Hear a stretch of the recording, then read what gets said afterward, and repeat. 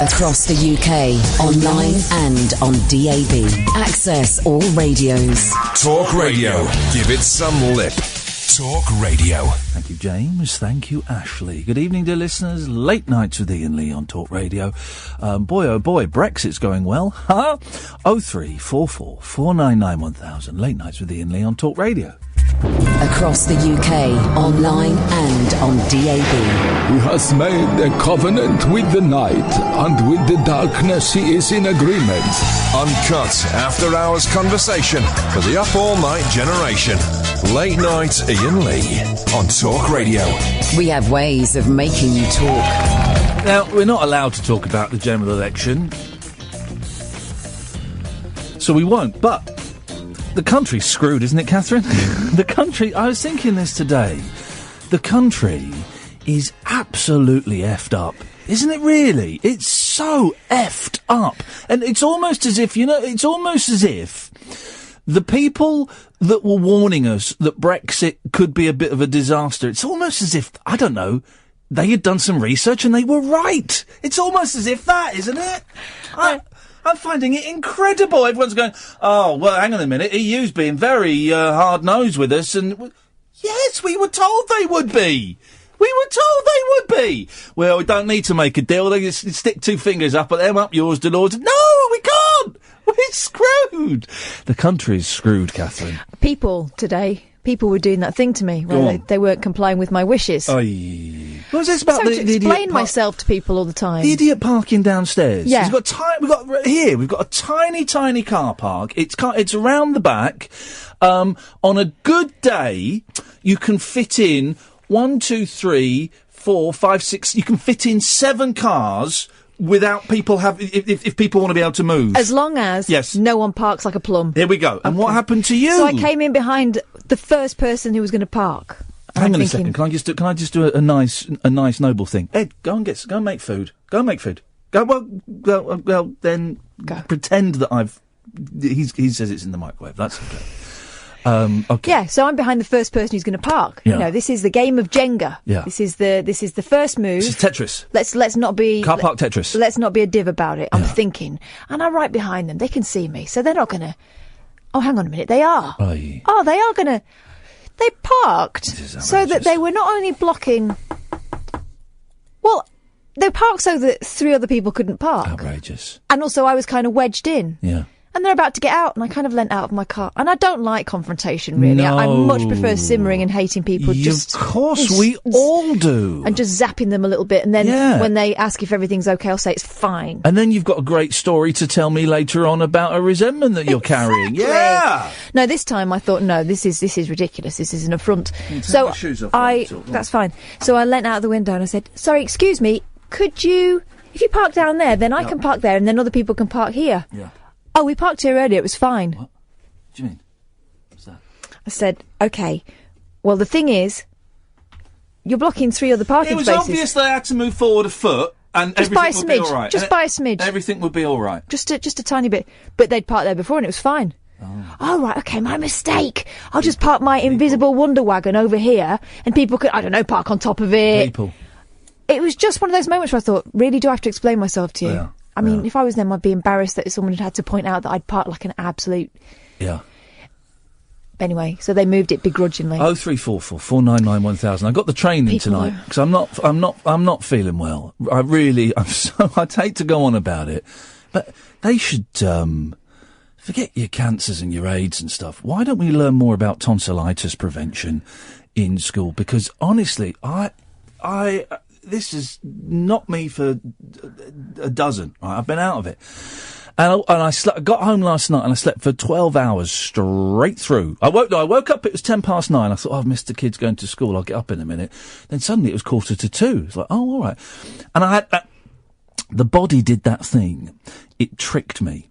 So for an hour, I felt all right. Oh. I thought, I'm better. I'm on the other side now. Were you still horizontal at this point? I was horizontal. Then I had an email from someone who's helping out with the Eddie Large thing, and fair play, she's been very patient, asking for some pictures and stuff. And I thought, I'll get that sorted. So when I got that sorted, and then I was wiped out again. And there's me texting my wife going, I'm fine now. I'll pick up the kids from school tomorrow. I'm going to drive into work today. Me. And then I was wiped out after finding some photos on a harder drive. That wiped me out. Exhausting. So I got the. I was going to drive in, and it's expensive, but I didn't. I got a cab to the train station, the train through to Waterloo, and then I'll get a cab home tonight. And it's expensive, but it's cheaper than me not working and not getting paid, and it feels like I'm doing something. Anyway. Well, it's also cheaper than you smashing your car up and potentially hurting yourself and others. The thought of driving, I've got to drive tomorrow, but the thought of it is anyway. So we're on the train, and I don't mind. You can't open the windows on trains anymore. Really? The ones that you even the ones you could pull down a little bit, so you got like a little. The little top flaps. They're all locked up. You're kidding me? They're locked up. Because that was the source of a lot of my pet peeves when people used to open them and freeze me out. I am old enough to remember when to open the train door, you had to pull the window down, lean out, and undo that, and you could do it before you even got in the station. They weren't even locked. You could do that. Used to love that. Open it as it was coming, beautiful. But so I was in there and I was hot, and I'd got 2 drinks. I bought myself a latte that I didn't enjoy, and I treated myself because I thought I need a bit of sugar. Right? I bought Lipton's peach iced tea. Oh. I saw it at the kiosk, and I thought, yeah. Is it fizzy? No. It's flat and it's very, very sweet, and it's like a sweet peachy water. Is iced tea made from tea? Yeah. Is it? Because that sounds disgusting. I've had it in America. It's really nice on a hot day. I mean, I've never had the real iced tea, but when we go to like Greece or something, I'd fill that fridge with Lipton's iced tea. Peach, please, because I will just cane that. Like, there's no tomorrow. But I wouldn't get a cup of tea and then put ice cubes in it and squeeze a peach in it. I've done that. Have you? Not a peach, lemons. Yeah, after I came back from America, I thought I could rerun the fun. It's never the same. But what is it? Is it Builders? Yeah.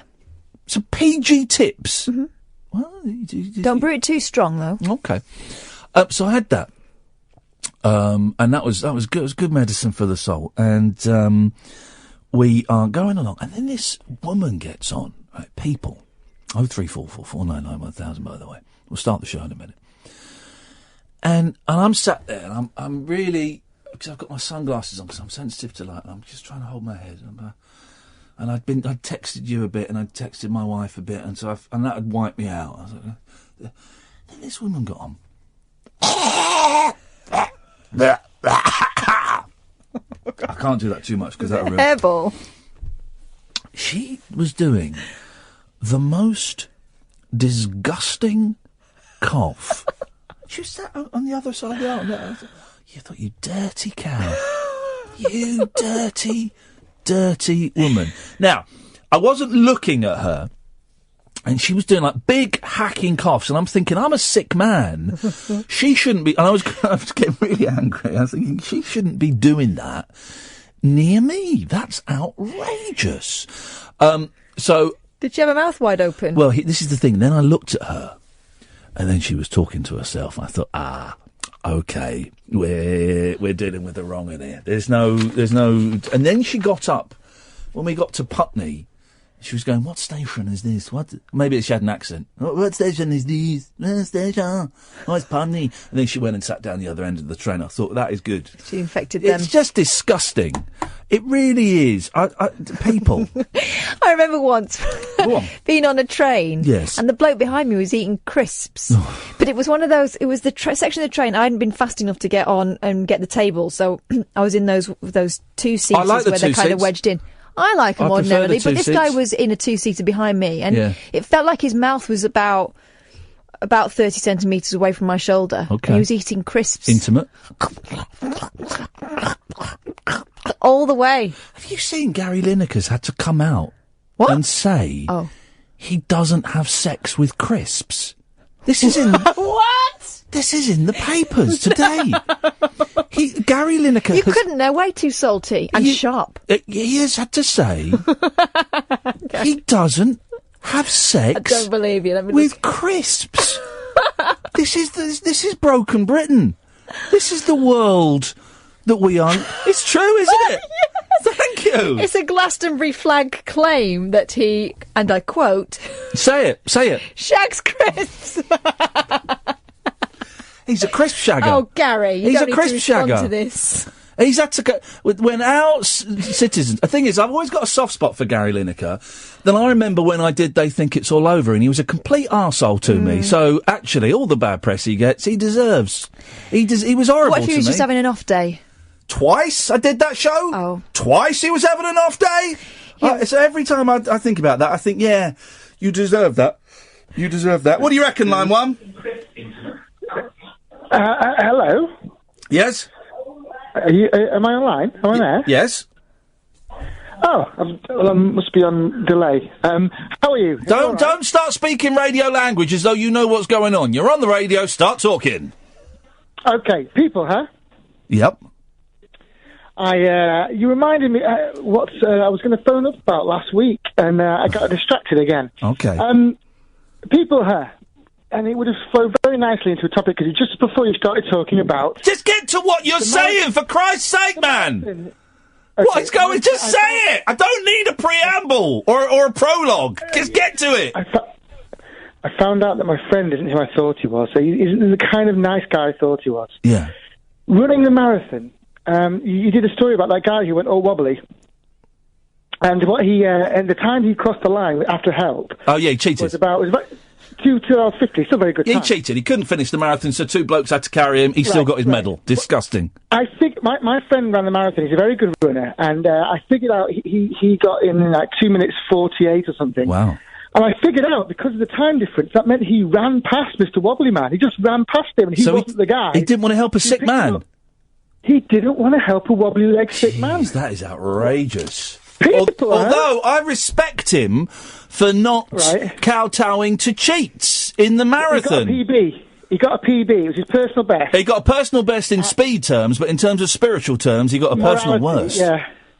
Yeah, he sacrificed morality for speed. I hate everyone that's ever run a marathon. I really do. I really, really do. Even the snail man? Especially the snail man, the deep-sea diving man, the ones in wheelchairs, everyone. I hate them because they're not trying, aren't they? They go, I'm doing it for fun and I'm not really trying. Yeah. But they are really trying, aren't they? Yep. I think if you're going to do it, just admit you're trying really hard. It's really hard. I've trained for ages and I'm trying my hardest. Exactly, that's it. Let's go to line 2. 2, you're on the wireless. Oh. Hello? No, too slow, mate. So. Hang on, let's try this one. Yes, line 1. Hello? Yes. Hello, Ian. Yes. Oh, sorry. Hi, I didn't even realise I was on. How are you? It's Rob. Hope it's all okay. Let me lay down the law, right? Because I noticed, and this isn't a go at you, caller. This is a go at everybody, right? What people have started doing recently is coming on and asking irrelevant questions to which my response is, yeah. Great. Yeah. So everybody, stop asking the irrelevant, semi-rhetorical... Go on, you can sneeze, Kath.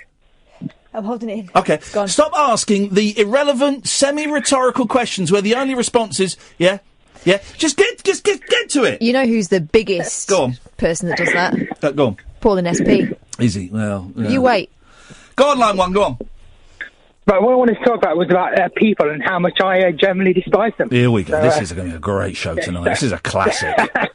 Go on. So, I'm a chef in a restaurant, and the amount of annoying people that come in, you would not believe the amount of morons frequently. Tell me about the morons that come and eat in your restaurant, Rob. I want to hear this. This is gold. So we go, we'll be having a nice evening, a nice steady evening. I'll get these people come in. Oh, the pork belly dish you do with the butternut squash puree. Oh, can I have chips with that instead? No, you can't. You can't. Just have what's on the menu. That's why I've written the menu. That's why it costs what it does. Well, just have it. Hang on a second, Rob. So what is this what is this pork bellied meal you're offering without chips? No chips. It's got a beautiful potato and butternut squash puree. So you're offering pork belly. Has it got the nipples on? Because I like the nipples. I don't want the nipples. I'll have the nipples. I love a crunchy nipple. I'll have the nipple. That's why Catherine doesn't like it. It's a subject close to her heart, literally. I will have the crunchy nipples. And you say it's got, what's this, mashed potato and pumpkin pie? Nice butternut squash mashed potatoes. So Yeah. Could I get chips with that though? If you pay for them on the side, sir, of course. Yeah, beautiful. Yeah. So they don't want to pay for them on the side. You're having it. Pay for it or get out. I'm not having that. If you want chips, you have chips on the side. Of course you do. I misunderstood, Rob. I apologise. Rob, this is a man who likes to have, like, what do you have? Custard and ice cream. I have hot apple pie, custard, cold vanilla ice cream, and if I'm feeling plush, I'll have double cream on top of that as well. He's an absolute machine. And I also, do you get this, Rob? I get weird looks. I like 3 drinks at a meal. I'll have a hot drink, my tea or my coffee. I'll have a fizzy drink, Sprite, and I'll have a glass of tap water. I don't know what to say. Usually I agree with you, Ian, but I think you're out of order. Yeah. Rob, listen, okay, that's fair He's enough. handcrafted that menu and you're fizzing it up with that cocktail. I like, you've seen me do it, the 3 drinks. I do like it, the fact that you have like a cup of tea or something. Yeah. Like you're sitting in front of your telly with a tray. Well, I'll go. Can I have a coffee? Do you want that after the meal? No, I want it. And I also want, I'll have a Coke and a glass of tap water. Did you do it in that really posh place? Which in Manchester? That served the good meat? Yeah, of course I did. Oh, they loved it, didn't they? Of course I did. I want 3 drinks. And can I have it on a tray on my knee? I agree with Rob, though. If you want chips, that's fine. Yeah. Pay for them on the side. Then when the chips come and you pour it on your plate, that's entirely up to you. You know what this is? This is the American thing where people think they can just swap it out and what they say goes. They don't realise he's sat there and worked that menu out, so it's absolutely mwah. Tonight's show is fuelled by the fact I've lost about 15 pounds in the last 8 days, and I'm delirious. 0344 499 1000. Late nights with Iain Lee on Talk Radio. Uncut after-hours conversation for the up-all-night generation. Late night Iain Lee on Talk Radio. We have ways of making you talk. By the way, dear listener, if Manchester, they were doing the show from Listener's House on Friday. Bloke called John, is it? Yes. And then Saturday at the 3 Minute Theatre, which is a lovely little venue in the heart of Manchester. Saturday night we're doing the Rabbit Hole, me and Catherine. 5 tickets left. Even if you don't want to come, buy them. I think we should put them in chocolate bars. Like Willy Wonka. Yeah. Could you get Paul back, please? This place is in Affleck's Palace, by the way, so... If you want tickets, there's 5 left, guys. They're going to go ticketsource.co.uk/Iain, IAIN-Lee. Ticketsource.co.uk/Iain-Lee. And we'll see you. Now, normally at these things, me and Kath stick around afterwards and shake hands and have pictures and stuff. I've got a feeling that it's going to be brief on Saturday because I'm going to go back to the hotel and sleep. Also, you're quite infectious, aren't you? Oh, you don't want to come anywhere near me. I've got riddled. So we'll stick around briefly on Saturday. I'm really sorry to do this because I always think if people have put money in my pocket, the very least I can do is shake their hands and look them in the eye and have a picture taken. So we will do it, but it will be brief. Because I'm just knackered, and if in some ways I'm kind of dreading it Saturday. I mean, it'll be fun, but it's quite hard work, and I'm absolutely shattered. I'm going to go and see my gran, so there'll be stories. Okay. Record something with your gran. Actually, that's not a bad shout. Bring your if gran she's feeling down, well enough. Bring your gran down the rabbit hole orally. 0344 499 1000 is the telephone number. Just to... Oh, by the way, and I say this in jest, but I also say it in meaning. If you've got a Radar Diary, make sure, even last week when I wasn't in, mark 10 till 1, Monday to Thursday, Monday to Friday, excuse me, just mark it and tick it, please. Is there a space for, like, stars and smiley faces? Or is whatever, just make sure, if you've got a Radar Diary, I've just seen one of our listeners has got a Radar Diary. I think what I'm doing, technically, is against the rules, but I don't care. Then tick it, please, for all that is good and holy. Even if we're not on, just tick it's me, it don't matter.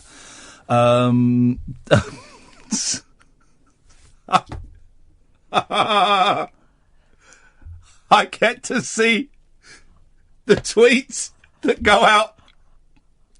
Talk Radio obviously had Simon Danchuk on James Wales' show. And Talk Radio has tweeted... That was on Delaney's show. MP Simon Danchuk tells Delaney man, Corbyn's stooges have banished me from Labour as punishment for speaking out. Mr. Murphy has tweeted, and for being a prick, mate. Incisive political comment. Oh dear. Oh, that's made me laugh so much. See, this is what I want. I want people like Mr. Murphy commenting on the election and Brexit and all of that. Forget you, Julia Hartley-Brewers, and Sam does a great job, right? But forget him. I want Murphy doing your interviews, Mr. Murphy. Good evening, Alan. Hi, Ian. It's good to have you back. It's good to have you back, Ian. How are you feeling? Terrible.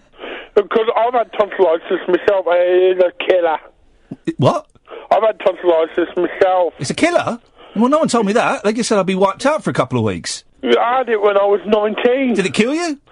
Well, boys, I had bronchitis as well. Right. Did either of those kill you? Because you did come on and say that the disease I've got is a killer. No, in a metaphorical sense. Oh, it's a metaphorical killer. Oh, in that case, then I shouldn't panic. Well, when I had tonsillitis, I couldn't get out of bed for 3 weeks. Well, but you're a lazy get. No, it was the Christmas holidays, and I was off college as well. What did you do at college? No, I was doing my MVQ level 1 in admin. And how's that helping you in the big wide world?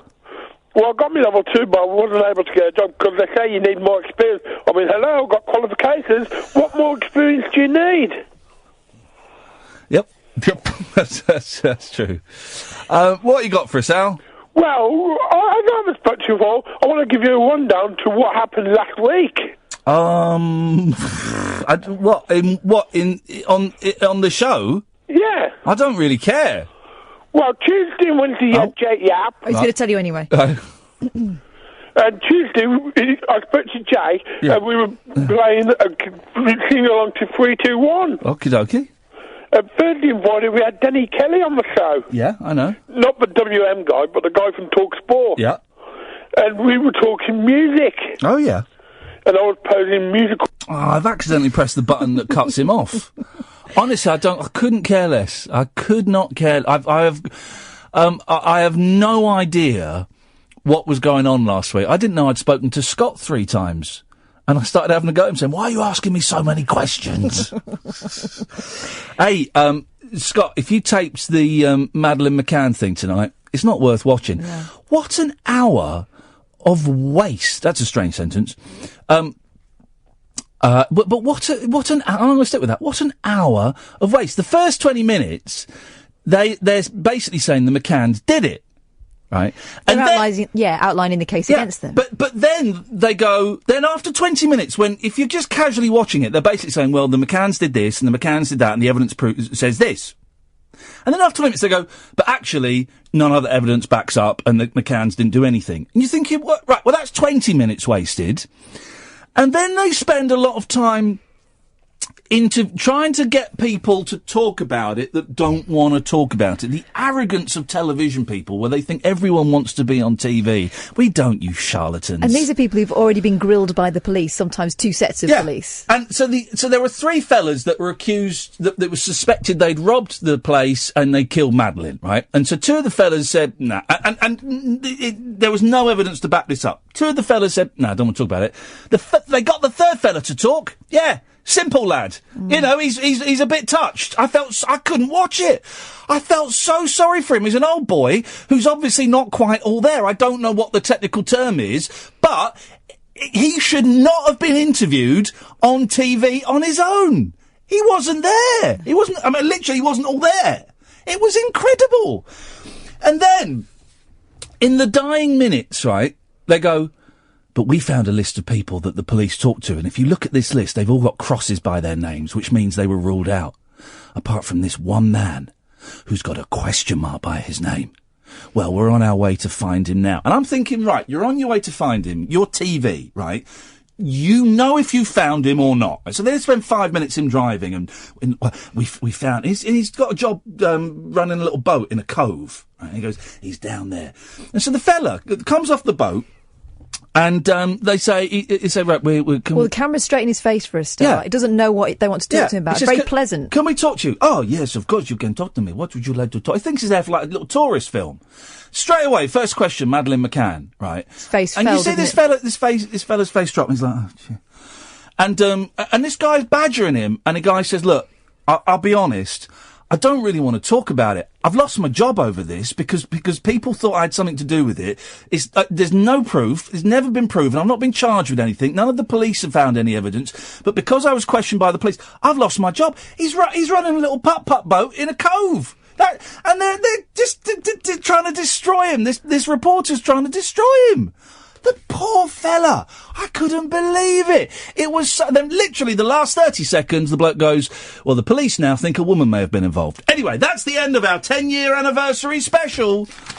It was television at its absolute worst. It was awful. We learnt nothing. Old wounds were stirred up. It was terrible. That poor fella had lost his job. The poor old boy that they thought had robbed and murdered. What? Awful. 0344 499 1000. Darren in South Shields, can you call back? Because we just can't get through, guys. Late night, Iain Lee on Talk Radio. We'll get you talking. 0344 499 1000 is the telephone number. Yeah, I'd never thought that tonsillitis would be so bad. I mean, and I was having terrible dreams last night, for anxiety dreams, and I've realised I've got a new recurring dream. And this dream was that I was driving with my dad and my boys. It's a dream about dads. And we stopped off at this sort of 70s sort of theme park, and we were laughing at it because it was a bit rubbish and stuff. And then the kids went and saw a magic show. And I was trying to phone my dad up. This is the thing. I was trying to phone my dad, but for some reason on my phone it had predictive. Right, and I hate predictive. I've never understood predictive. So first of all, I'm trying to type in granddad on my phone. I don't know why I thought we could, but it was just coming up with like Graham, and I'm going, I thought, oh no, that's not his name. Dad. I said, now I'm trying to type in dad, and it's come up with like Daniel and stuff. Oh, how frustrating. And then I'm like, right, Malcolm, and it's coming up with like and I'm just there for ages. I've got to phone my old man up and tell him that we're going to be a bit late, and of course I can't phone him because he's dead. And that's what the dream was. It was me not being able to get to my kids and do some good dadding. But I'm trying to get to the kids, but I've just got to phone my dad up. And I couldn't get through to him, because he's dead. He's dead. That was my dream. Dreams are supposed to be a little bit of light relief in the misery of the world. And there's me trying to call my dead dad. And go, I can't, oh, nuts, can't get through to him. Unbelievable. Here we go, let's see if this works. Yes, Paul. Hi, Ian. How are you? No, I'm really ill. I feel lousy. I know, stupid question. Yes, stupid question. Because you were talking about liking drinks and having drinks on a train today. What? And you're weighing on the train the iced tea and things. And you've lost 15 pounds in 8 days. Can I suggest something that might be good for you? You are the worst offender at what is now... You're right, Catherine. You called this completely right. The quick recap. You are the worst offender at my new pet hate. Yeah, okay, I'll get on with it. Well, no, because I'm saying it now, because this is becoming the rules, right? People, don't phone up with a little prologue, just get to it. And also, don't phone up and ask me rhetorical questions, because it just leaves... Because I'm not going to bother answering them anymore. And there's all these... So you feeling all right? You're talking about drinks on trains. Okay, I'll say straight away, a drink I should suggest that might be good for you is a McDonald's strawberry milkshake. For tonsillitis and for not losing weight. Yes, I don't believe in fast food on McDonald's, I think, but a McDonald's strawberry milkshake might make you soothe your throat and make you feel a bit better. The last meal I ate was Wednesday morning of last week, and it was after I'd been to the doctor's, and it was a McDonald's egg McMuffin, and which was actually too much, and now I'm thinking of it, I'm gagging a bit. Was it with sausage or bacon? And 2 hash browns and I think I had a Coke because I needed sugar and I needed salt. I knew that my body was shutting down. I needed sugar and I needed salt, and I did. And my body speaks to me. Okay, so can you try a McDonald's strawberry milkshake? Not right now, mate. I'm busy. No, I know, but maybe on the way home. No, there must be McDonald's at Waterloo Station on your way home. Yeah, the train's finished in about 20 minutes, so I'll be getting a cab, so no. Has it got to be strawberry? Can it not be vanilla? No, it could be... Yeah, okay, sorry, I don't mean... Yeah, it could be vanilla. Has it got to be McDonald's? Can it not be another brand? No, I think it's got to be McDonald's. He's right, they are very delicious. And I did, the Tuesday night I went out to try and get one, and they didn't have any, so I had to have a McFlurry instead. And did that do it? What chocolate did you have? A flake one or what one was it? Paul, for someone who doesn't believe in fast food, you're very au fait with their menus. Because I take my son there, even though I don't agree with it. You're a good dad. Yeah, it's only as a special treat. He's really health conscious, my son. In fact, he's only 11 years old, and 6 months ago he decided to become a vegan. It lasted about all of 2 months. Oh, that's great, Paul. I'm going to cut you off. Oh, bless him. He does try, doesn't he? People think I'm being mean to the callers. You're so wrong. If anything, this is more love than Paul has been has received since his divorce. This is more. I am giving love to these callers. Most other radio presenters wouldn't spend so much time nurturing these simpletons. But Catherine, I am prepared to do that. Sacrifice. Speaking of which, evening, Darren. Even again, Ian, right, the thing is, you can tell that you're bad, like. Yeah. Yes, no. Hello, Ian, you alright? Yeah, I don't know if you were listening, this is actually a new rule, right? I don't want any prologues. Yes, I was listening, right. No, well then why did you just do what I said was my new pet hate? People asking rhetorical questions and leaving a big empty silence. I'm not answering. I am not answering those questions anymore. Okay, point taken. So, on that subject, in 75, do you know when we were younger and you mentioned the ice cream thing and what happened then? I had my tonsils and adenoids removed then, right, Ian? And we got ice cream twice that weekend. It was like a Victorian meal, and I remember it happening. So... that's all it was. That's why I asked how you were, how you're feeling. Thank you. No problem at all. Right, on another subject. Okay, then just get onto it.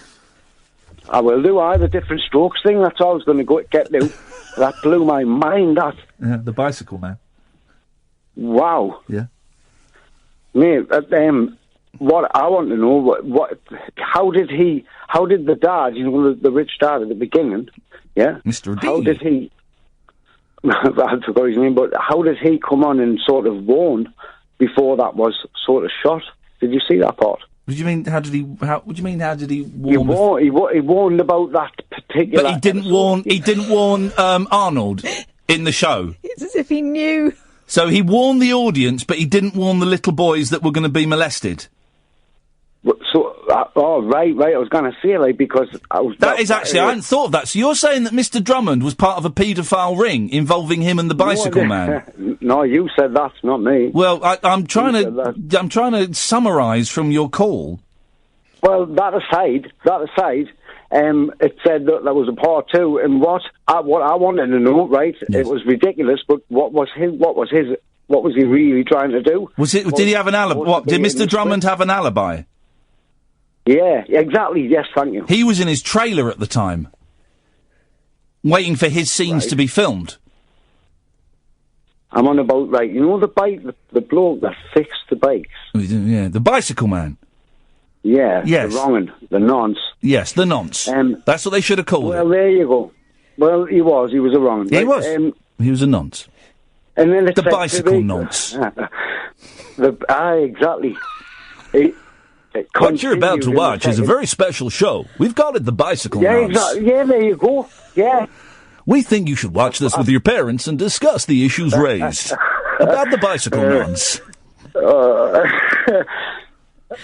Right, well... What was your question? So did you see... What was he trying to do? Did you see the second episode? What was his real reason? It couldn't have been because he was a nonce. Why couldn't it have been because he was a nonce? Why couldn't it have been? Because it was a flipping 80s show that was like sort of award-winning and just, you know, recognised. What do you mean he couldn't have been a nonce because it was an award-winning show? But, right... he was a nonce. You've said it yourself. He was a nonce. He was trying to have sex with the two lads. He couldn't have been, man. Why? Why? Because he was on TV. I watched that one. What about Jimmy Savile?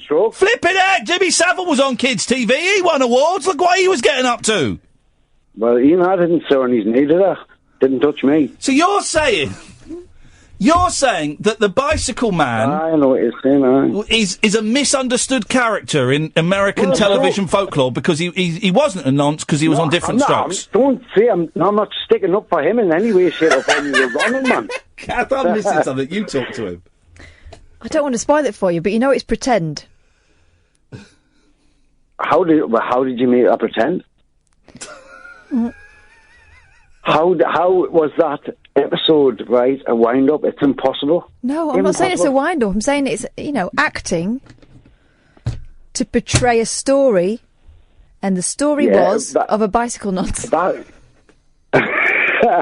Catherine wasn't a bicycle nonce, was it? What? It was! It couldn't have been. Why? It couldn't have been. It's drama, it can be anything. When I watched it, man. Well... Look, you tell yourself whatever stories you need to get by, but I'm afraid that was the story. Glad we could clear that up, Darren. I mean... I love the fact that you thought Mr Drummond was somehow complicit because he did the warning, but still let the boys go and play at the bicycle mats. But he couldn't have been a nonce because he was on Diff'rent Strokes. Fair enough. Seems legit. Oh, gosh. 0344 499 1000. Don't forget to tick your radar diaries. Late Nights with Iain Lee on Talk Radio. Late Night Iain Lee. On air and off the leash. On Talk Radio. We have ways of making you talk. Evening, Gatford. Evening, boss. Did that last bloke think that the Diff'rent Strokes is a documentary? Did he think it was real life? Who knows what that last caller thinks is going on? I don't know. I'm ringing because I think you and I share something at the moment. Yes. I too have returned back to work, probably a little too soon. I shouldn't have done it, man. What were we thinking? We think. I tell you why I did it. I did it because every day I don't work, I don't get paid. All right, that's fair enough. I got a few quid in the bank. I'm all right. I did it because I didn't want to let people down. I did it because, in this business, you don't want to be... I've had some brilliant people filling in for me, so you don't want good people filling in for you when you're off. And I did it because I thought I'll be able to do 3 hours a night. And I'm sat here, Gatford. I feel absolutely shocking. And I feel bad that you've had to get the train... I mean, hey, you had to get the train in. It doesn't sound like a big thing. But if you're not well... It's the worst thing. I'm on public transport myself. Well, okay, I'm going a shorter journey, but I've got the crutches. Yeah. Ooh. No one's standing up. No one's. Well, the train at this time of night is pretty empty, so that's all right. It's I can sit still for 55 minutes. Get this, I went on a tram in Nottingham with the girls on when was it? Saturday, Sunday. Yeah. Did anyone stand up and let the girls sit down? No. No, good. Good. You could have offered. Hang on a second. No. I know they've got little legs and they don't mind. No. You do not stand up and offer children seats. The mum, sure. Granny, sure. Granddad, sure. But me, yes. You do not stand up and offer kids seats. Tiny. No. Tiny children. Boundless energy. No. I think it's I think it's awful. As it was, they enjoyed riding the tram. They thought it was the surfing. worst thing is when you say to a mum, yeah, go on, you sit down, and she goes, okay, thanks. Girls, go on, grab that seat. That's exactly what I would do. And I go, actually, girls, sorry, I was offering it to your mum. She didn't want it, so technically it's my seat. You don't offer seats to kids. Yeah. You do not do it. I don't know. So I was just wondering, how Kath's helping you because getting through this period of adjustment. Yeah. Is she available for hire on Friday when I go back to work again? Now you've had something proper wrong with you. You've had a toe lopped off, man. I know. It can't be a toe. Well, it's true. Yeah, can I borrow your toe? How are you? So how are you feeling, Gatford? Well, up till about Saturday this week, I was feeling quite buoyant and okay. Then they changed me beds, and Sunday I spent most of the day in bed with nausea, which they did say might happen. And the annoying thing is, when they say we're changing your meds, you think some sort of scientific thing has gone in the background. You know, someone sat down and worked out, his bloods do this, and more often than not, they go, we'll try this and see what happens, yeah? Oh, it's a lot of whistling in the dark with those things. So, Sunday wasn't good, but I had a bad day at work yesterday where I seemed not to do anything right. You know that day where every button you press is the wrong one, and, I got someone some new keys for the office and then gave them mine, which I needed back. That was tricky. Yeah, that sort of thing. I should. Another reason I came in early and I should is because I know we've got these shows in where are we going? Manchester, and I kind of wanted to get up to fighting fitness, fighting weight in time for Manchester. You got the Eddie Large thing as well, haven't you? And New York. The Eddie Large thing is the end of June. New York's a month. New York's a month away. I'm confident I'm going to pull it together for New York. I'm confident of that. But you want people to hear the show and buy tickets and whatever. But I am thinking, I don't know if I can come in tomorrow. I'm sat here drenched in sweat and my stomach is killing me. If you're not up to it, you shouldn't have to. This is what my boss and I discussed today. She said, should you be here? Yeah. And it was a very good conversation because I probably would have said, oh, yeah, I need to be. But actually, because I'm the worst person for making the decision for myself sometimes. Oh, yeah, of course. Because as you say, I have that same guilt of, I'm letting people down. Now I've been back a few weeks, or a week and a bit. Now I've picked up the work again. I'm like, I can't go off again, can I? Can't reset it all back to zero. Here's the thing, right? And this is the thing. I was explaining this to Kath a little bit earlier on. Here's the thing, Gatford, that gets me, right? Yeah. It's the worst thing that's happened in the past week. I have lost all my passion. I have lost all passion. I don't care about... I shouldn't say this, but I'll say it. I don't care about this show. I don't care about the show on Friday in Manchester. I don't care about the rabbit hole. I don't care that we've not got one for this week. I don't care about... I don't care about any of it. Because you're exhausted. You've got nothing left. Because emotionally you've been drained of everything else. Yeah, maybe. I mean, I'm guessing that comes back. I don't know, but I just... How do you emotionally refill yourself? I know that's not like tell me your best 3 tips. It's like, how do you do that? Because I don't know, for me... That's a good question, how I do it. That's a good question. That's deep, isn't it? It is deep. Yeah. Because you can do it physically, and there are ways you can do it mentally, but emotionally, how do you top yourself up? But then the way I feel now tonight about this show must be the way that most people feel about their jobs. Most people don't care about their jobs. They just crack on. They just do it. They just do it. And I'm lucky that Yeah, you're worried that you don't feel the same. My thoughts on this, just go with it. I got, turns out I bought a load of rubbish last week, Gatford. Off my face, I bought a load of rubbish. These parcels, they come here and these parcels are rocking up. But one thing I bought before I got ill, was I treated myself to a really snazzy camera that I've been eyeing up for ages. Really expensive camera so I can film some HD 4K stuff, right? It came today and... I opened the box, looked at it, went, okay. Put it back. I couldn't care less. Couldn't care less about it. The thing is that that's probably what used to get you excited. Because I did something similar. I bought myself one of those smartwatches. Not an expensive one. Yeah. And I've been wearing it, and now I'm like, okay. And actually, I wasn't wearing a watch before, and now it's like, I'm wearing a watch again now. What did I want to do that for? I've lost my watch, and I don't care about that. And I get a bit funny when I haven't got a watch on. Kath, I've lost it. It doesn't matter. Be all right. Well, at least because you take it off for the show. Is it shouldn't it under the desk or something? No, it's gone. It's not. I've not had it the last couple of days. It's like, it don't matter. I don't care. I don't care. It'll come back. I'm finding it hard as well to get excited about my kids. Right. Okay. Well, look, my actual kids. It's because you're absolutely shattered. It'll come back, but there's nothing you can do. You just got to give it time, is what I think, anyway.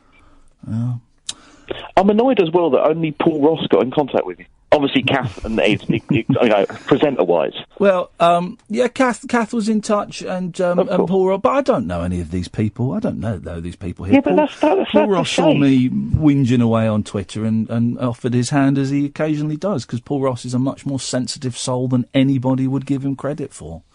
He's a good man, Paul Ross. He's a very good man. But that's how it goes. Dredge.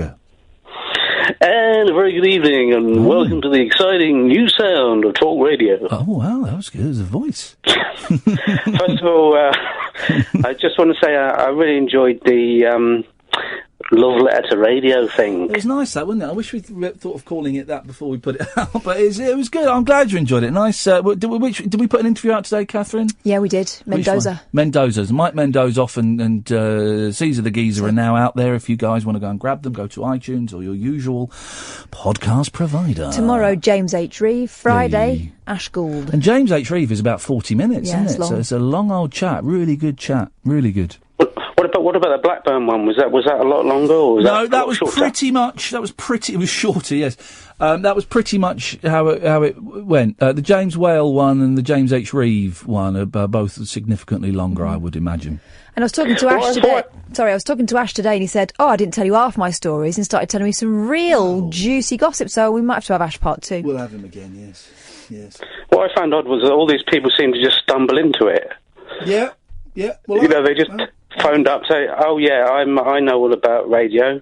The next thing you know, they're on the air for 10 years. Yeah, that's how I got into radio. I stumbled into it. It's the best way. But I was going to tell you about this weird thing that I discovered. There's a radio station that is called Fix Radio. Okay. Purely aimed at builders. Oh, well done. Because those guys, they don't listen to Capital Gold, do they? They need their own specific radio station. Is it all building-themed songs? Well, I have to admit, I think it's only been on the air for about 3 days, and I must admit, I haven't listened to it yet, but I looked on Twitter and it says things like, "Fix Radio, we're nailing it." Oh. Hang on a minute, let's see if we can. If that's the way they're going, they're going to run out by 3 days. I just feel like, it's a schedule of, building-filled fun. Hang on a minute, let's see if it's on the TuneIn radio app. Yeah, I was just looking through this weird radio website. Fix Radio. Surely they won't be on tonight. Builders are all knocked off, haven't they?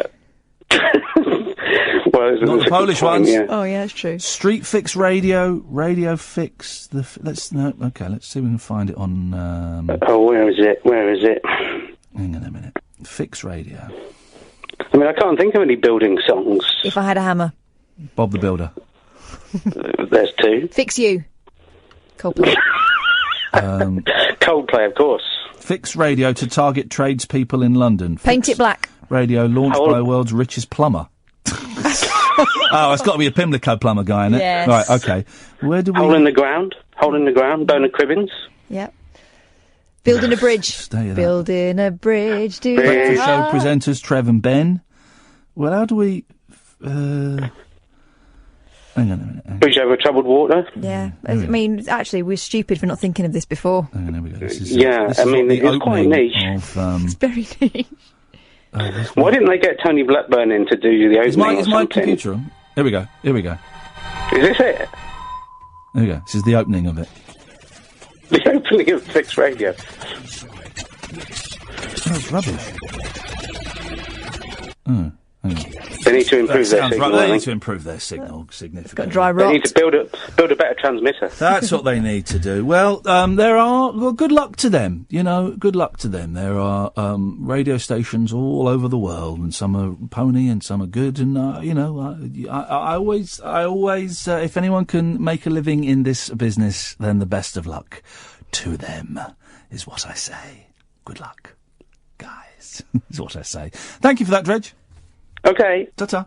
0344 499 1000 is the telephone number if you want to give us a call. Well, what have we learnt in the first hour of the show? Well, we've learnt that Gary Lineker is not a crisp shagger. Mr. Drummond knew all along. Yes.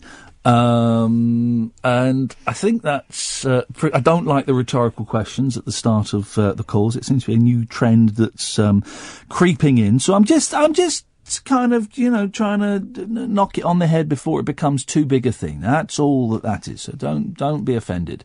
0344 499 1000 is the telephone number if you want to give us a call. You know the score. You can phone in and talk about pretty much anything you want. There are kind of rules about talking about the general election now, but around that, apart from that, you can talk about pretty much anything you want. I'm still not feeling particularly well. Catherine is sitting in the studio, metaphorically mopping my brow as we tiptoe through effed up Britain. I was talking the other day about not feeling proud to be British. I'm actually embarrassed to be British at the moment. I'm embarrassed. Because we all look like a bunch of idiots, don't we? Does seem a bit of a shambles. 0344 499 1000. Late Nights with Iain Lee on Talk Radio. Late Night, Iain Lee on Talk Radio. We have ways of making you talk. Yesterday was kind of like the 4th of July. The way your face lit up the entire sky. Had to look away because it hurt my eyes. The way you hit me was a big surprise.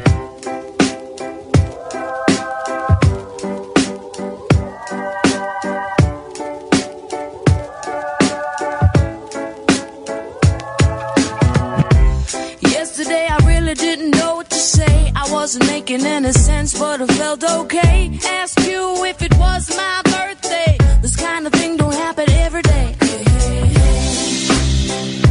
hey, hey. Hey, hey, hey. I didn't think an angel would get in my way. Hey, hey, hey. Hey, hey, hey.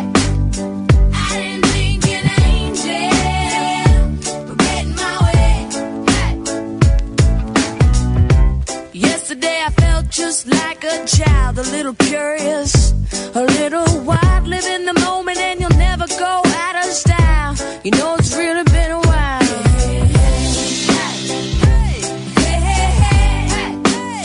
I didn't think an angel would get in my way. Let me tell you, yeah. Excuse me, won't you step aside? I don't got no room for you in my life. I don't got the patience to love again. I don't got the guts to keep you as a friend. Be an angel to fly away. I hope you reach some heavenly place. If you come back when you're all good, bring me some raindrops from the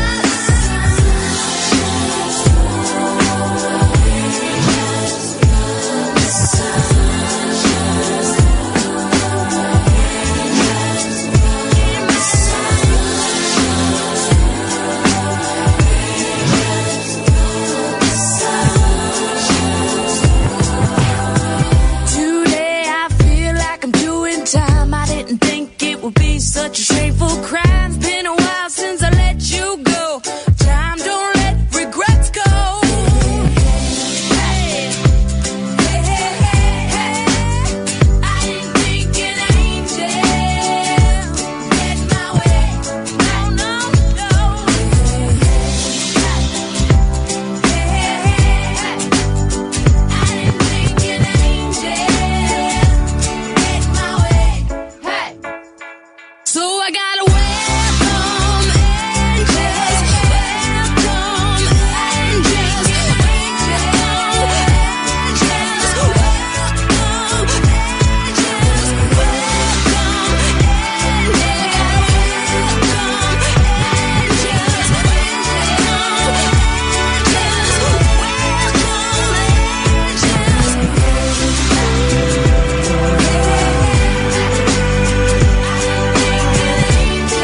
welcome It's no secret, dear listener, that one of the people we're going to be hanging out with in New York City is Imani Coppola. And I am absolutely thrilled, because I've been a fan of her since Legends of a Cowgirl. When was that? I nicked that from Horizon, so that must have been 97, 98. And I've always thought she was brilliant. I've always been a huge fan of her.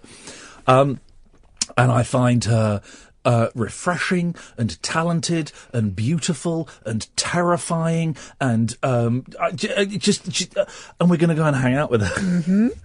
Bring loads of bleeps with you. Make sure you got enough bleeps on your computer because you'll have to edit that. It's going to use up a lot of my luggage. So we're hanging out with her, which is brilliant. Other things that we got lined up. Well, okay, let's say some of these names. Richard Bacon has said he'll chat to us. He doesn't know if he's going to be... He lives in New York now, and he doesn't know if he's going to be there the week that we're there, but if he is, he's going to talk to us. John Ronson, we're going to go walk John Ronson's dog with him. Maeve Higgins from... what's the name of her podcast? Maeve in America. Maeve in America. You've got homework to do, it's dear brilliant. listener. Maeve in America is a podcast only about 40 minutes long, and... it sounds really worthy, and it's not. Well, it is, but it's brilliant. It's funny. It's uplifting. It's about immigrants living in New York, living in America, because she's Irish and she moved to New York, and she is just the most charming host you could possibly. Well, there's no edge to her. There's no. It's just delightful. That's the word I was looking for, because you listen to it and you think, you know how you just want to, you just want to hang out with her because she's just such a nice, funny. She keeps it light. Some of the stories are really heavy. Yep. She's honest. I think she's great. So Maeve Higgins, Maeve in America, is a podcast you need to listen to because we're speaking to her 9:00 on Monday morning. So she's going to be on the first show. You also need to listen to Keith and the Girl because we're interviewing them, and I'm going to be on their podcast. And they've had like proper. The reason I found them is because they have one of the kids in the hall on there, which is one of my favourite sketch shows. They have proper comedians, so I'm going to go. It's going to be really weird. I'm going to go and be interviewed on their show. Then we're going to interview them for this show, and then we're going to use their studio to transmit the show. So that's happening. Hopefully we'll get Chris Gethard from Beautiful Anonymous. If he's in town, he's going to speak to us. Again, he doesn't know what he's up to, and he's a very busy man. But that is, I think, is one of my favourite podcasts. And then on the Wednesday, it's looking very likely that we're going to... And I've got no idea of the technicalities of this. But on the Wednesday, the second hour of this show is going to be us as guests on a show on WFMU, which is the radio station. Remember, you may or may not remember, we had Amanda Nazario on who does a show on there. And it's this brilliant radio station that is publicly funded. And I want to mention to a friend of mine who kind of goes to New York quite a lot. I said, we're doing a little thing with WFMU there. He went, whoa, you're working with those guys? So, it's looking likely, if we can get the technicals to work, that an hour of this show on Wednesday when we're in New York will be us guests, me and Kath, guests on a show on WFMU, I think. Mm-hmm. So that's happening. Steve Guttenberg is going to hang out with us if he's in New York. There's someone who is promising to drive a heck of a long way to come and see us. I don't even want to say that. No, but let's just leave that down. I don't even, because I thought he lived in New York. When I said, hey man, we're going to be in New York, you around? He said, well no, I live 4 hours away, but I'll drive down. I said, oh man, you can't, honestly, that's really kind of you, but I can't ask you. He went, no, I'm serious. So yeah, I'll drive down, I'll get some business done. I replied, okay then.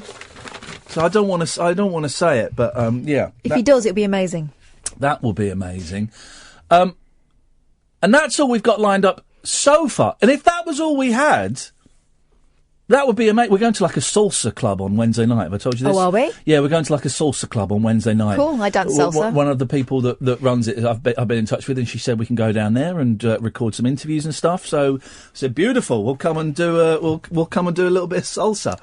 And that's it. And I've, we've not been emailing people for the last 10 days because I've been poorly. And if that were all we had, dear listener, if that were all we had, that would be a pretty packed. Tell you what, it's not going to be. Yeah. Us sitting in a room when we might as well be anywhere. You're going to be there with us. It's a bad day if we get a show where it's just us doing it from a hotel room. Now, we might actually have to do a show from a hotel. Or I might be doing something at a stadium as well. I've got someone who works at a stadium who's interested.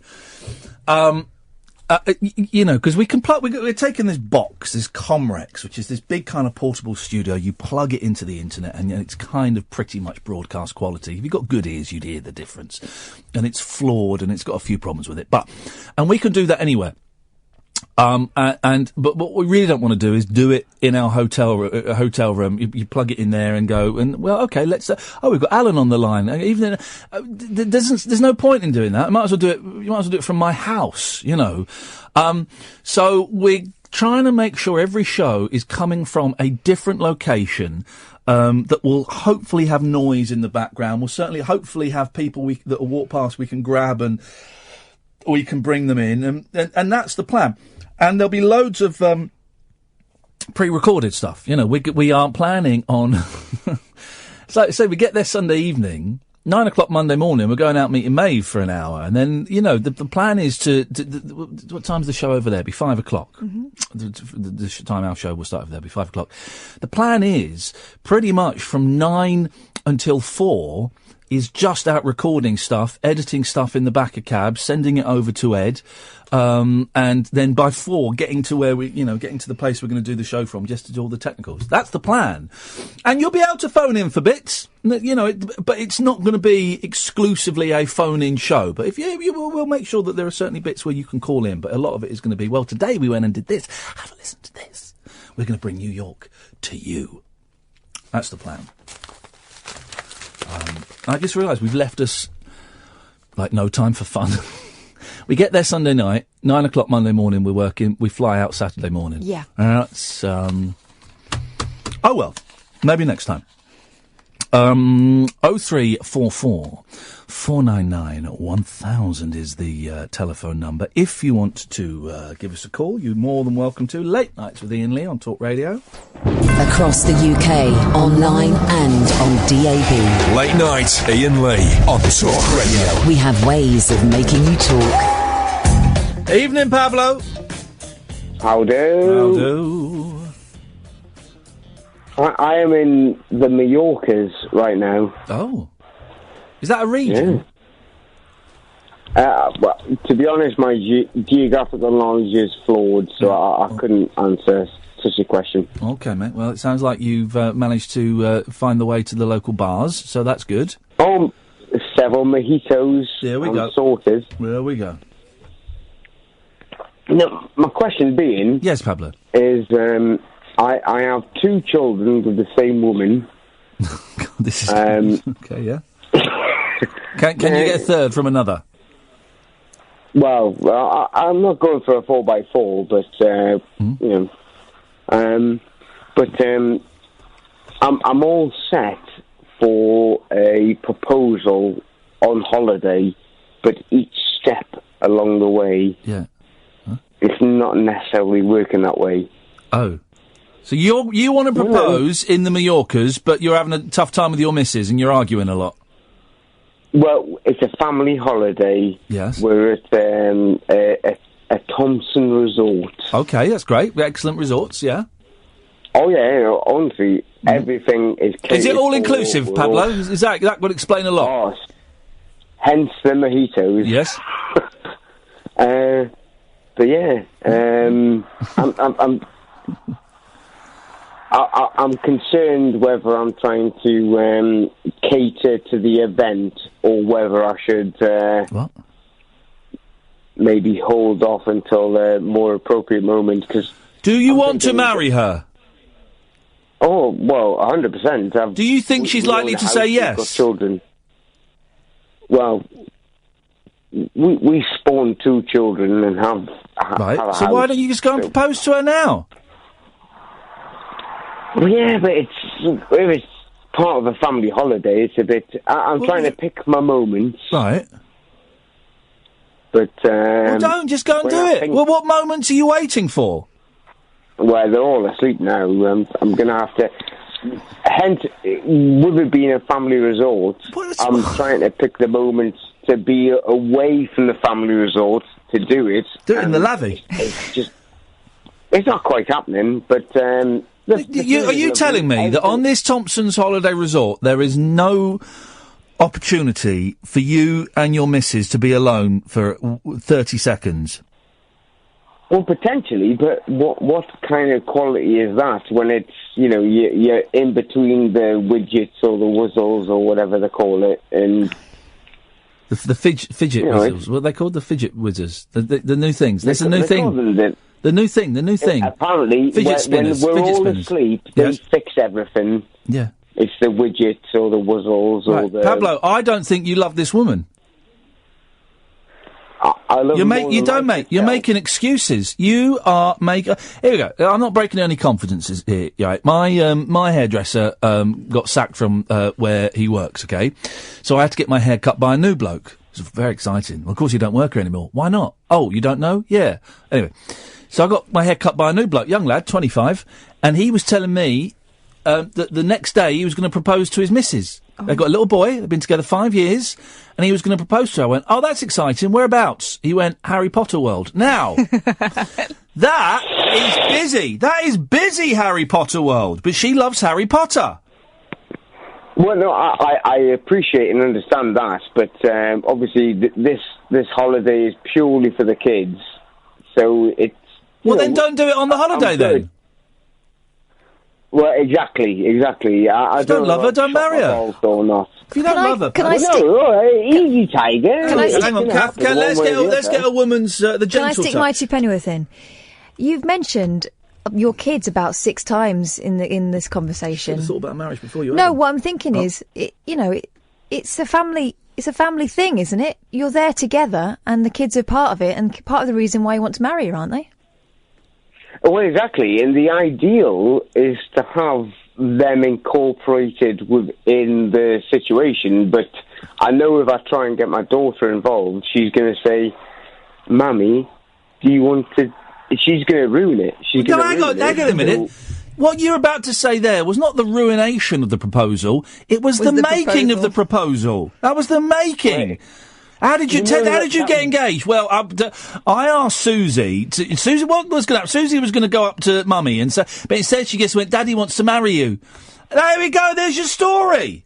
Better than mine. Well, that's what I'm after. But I'm very aware of how rubbish my children are. So if I try and set this up in that way, it's going to fall flat. No, what? I don't understand what will fall flat. What are you expecting? Like, are you expecting to go underneath the balcony with a rose clenched between your buttocks or something? It doesn't have to be a massive deal. It's supposed to be about you two. Bring on the you trumpets. Four. Bring on the trumpets. Exactly. Make it about you four. Go out and do it on a pedalo. There you go. Go and do it on a pedalo. The 4 of you on a pedalo. Do it in the hotel room before you go out. Well, that's all part of the all-inclusive lifestyle. I don't know if it's to my detriment, to my positive. Help me, mate. Help me now. We've told you what to do, and you're not interested in our advice. So, no, I'm listening. We've told you. What did we tell you to do? Do it now. Well, not now because you're drunk, but do it. Do it tomorrow. Get the kids involved. See that. Well, what I'm hoping is I'm going to wait till we get to some sort of beach. Yeah, keep putting it off. Keep putting it off and then you'll get home, and that'll be that. And you'll go, oh nuts, I missed it. Next year. So no, do it tomorrow. Smuggled a ring through customs. That's exciting. I've done that. It's exciting doing that. Well, I couldn't sit down for at least a couple of days. Steady. After the fact. Mate, do it tomorrow. Don't keep putting it off. Just do it. That's it. As soon as we get away from the all-inclusives, it's happening. Okay. I tell you, I'll let you know. Okie dokie, please do. Jeez, just do it, man. Just do it. I do struggle with the couples that go, we should probably get married. Yeah? Yeah. You asking? Might be. Oh. Go on then. All right, let's do it. Make an event of it. But I also don't want it to...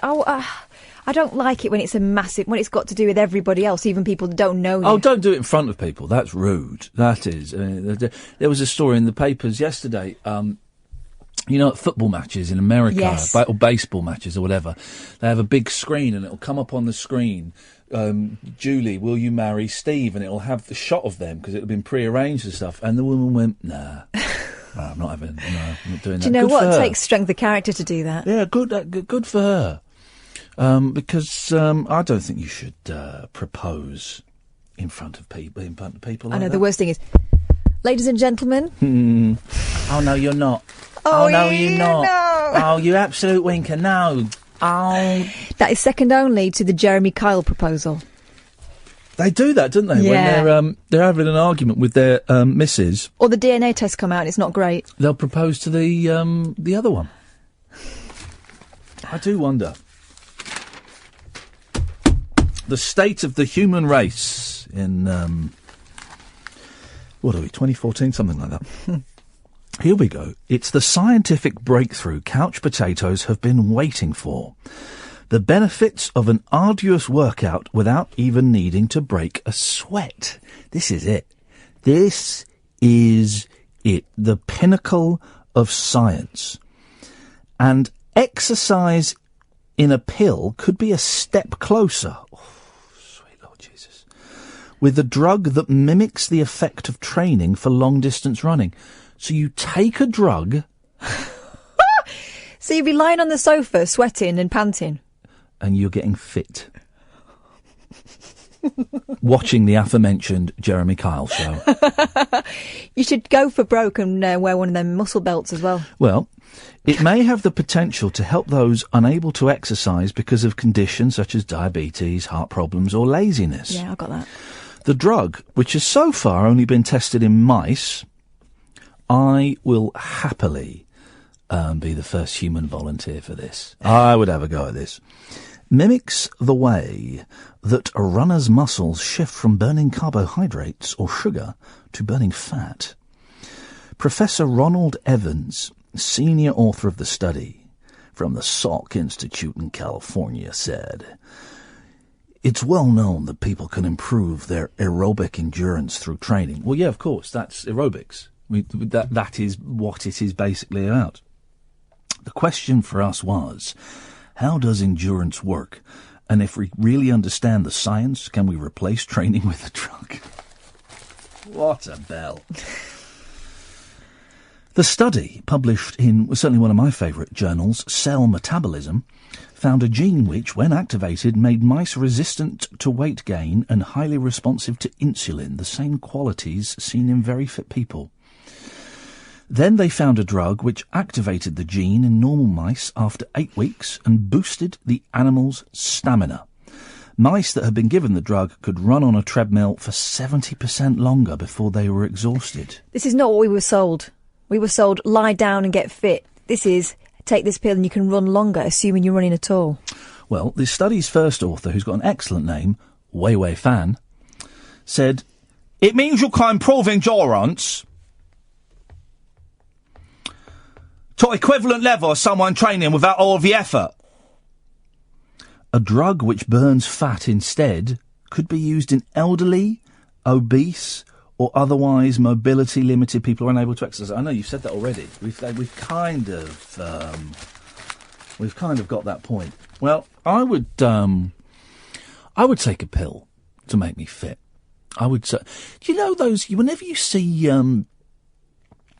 footage of people getting fit in the 50s, you'll always see men and women on those machines with the belts around them. Yes, that just vibrates. Did they actually do anything, those belts? Was there any positive effect? Because the 50s and the 60s were made up of women standing in them and then turning around slowly. So jiggle. And I've got a feeling, I think my nan had one of those at home, and she said all it did was make her itchy. What were they called, those machines? I don't know, jiggler. Just a jiggler. I've seen a video of women in a gym, and they're kind of wearing just normal clothes, like slacks and jumpers and that, and those pointy bras. And one of them's on one of the jigglers, and one of them's on like a mangle. Oh, yeah. It was kind of, I think they thought that you could massage it off in those days. Because that's a simple. That's 0344 499 1000. You get vibration plates training. Well, now, don't you? well, that helps build resistance. So you do exercises on those. I've used those. I didn't like them. Horrible. But so that you have to sort of adopt a brace position. Yeah, that you strengthens your balance and your core. Your core. I haven't been to the gym for a couple of weeks, obviously, but I've been going to the gym on and off for years. It was about the core. Really feel it in your core. I have never said, I'm really sorry. Do you mean my stomach? Do you mean my tummy? Is that what they mean by core? Your tummy? Can you really got to feel this in your core? What is that? I think it is. That's my tummy. I think it's your torso. I think it goes a bit higher than So you want me... Well, no, hang on. That's my solar plexus. That's my solar plexus. There. Yeah, but... You take a blow to the solar plexus. You know about it. Hey, a fella tweeted me the other day, Peter Britt. And he asked if I was feeling any better or something. Right. I looked at him and I thought, I don't recognise the face, but I know the name. Now, we talked earlier on last week about the movie starring Roger Daltrey and Chesney Hawk, Buddy's Song, filmed in Slough. Filmed in Peter Britt's house. Oh. Right. And Peter Britt, I remember, Peter Britt... Now, I don't know if it's the same guy. And I didn't say to him, are you Peter Britt? From Buddy. Because he was a big fella. He was a big lad. And this is at the age of 9 or 10. Big, massive lad, right? And if you punched him, your hand had the outline of Peter Britt on it. Honestly, it was... I've never seen anything like it. Phenomenal. And I remember we were playing Hulk He, where whoever was on it became the Hulk. Right. It's a good game, Hulk. I enjoyed it. Did you do running in slow motion? There was a bit of that. Yeah. Now, Peter Britt was Hulk, right? And he was coming for me, and he would not leave it. So he's walking along with the wide legs, right? Because the Hulk's got wide legs. I'll never forget this. As he came to me, I turned, so I'm facing him, and he's about to hit me. And I got my right leg, and I lifted it up and kicked him so hard in the nuts. I mean, just so hard in the nuts, Foul. Right? It's the only time Peter Britt was ever felled in the school playground. I played dirty. I was 9, 10 years old. I played dirty. I kicked him in the nuts. He was down for about 10 minutes, right? Oh.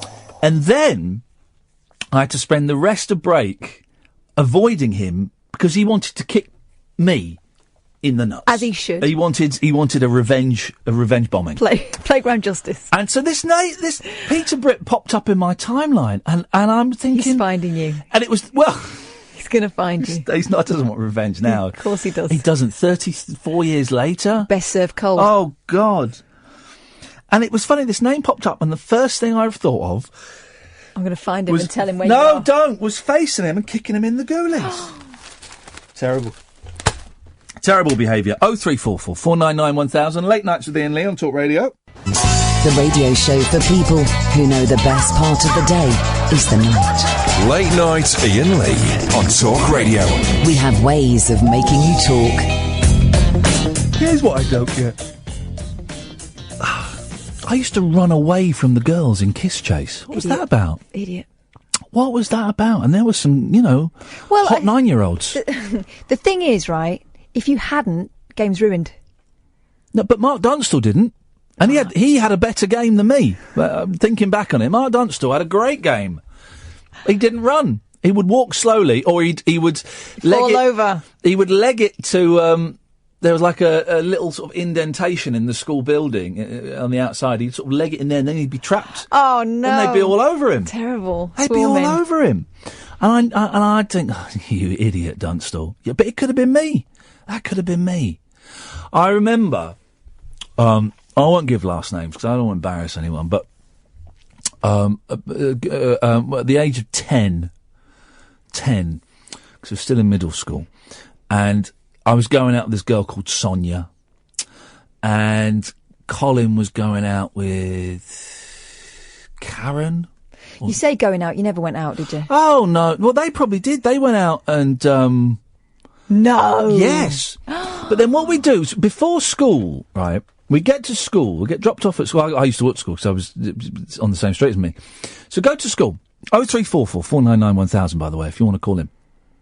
And then me and Colin would meet up with Sonia and Karen, I guess. In fact, Karen's phoned this show before now. I think. And then what we do is we'd leave school and we go to the park that was just round the corner from us. So you come out and there was a park there. But it was just behind my house. And we'd sit underneath the slide and they would snog each other. Karen and Colin would snog each other, right? And me and Sonia never, ever did. And we went there in my head I remember us going there for months. We may have only gone there a handful of times. I could not do it. I dumped a lad once for not kissing me. Yeah. Oh, really? Yeah. We were going out all the way through the summer. Yeah. Holidays. And we used to get on really well. Yeah. I was a bit older than him.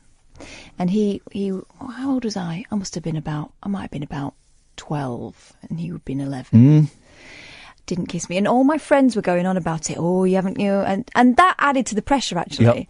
And I remember having to dump him and I felt terrible about it, but I'd been building up to it and I did it.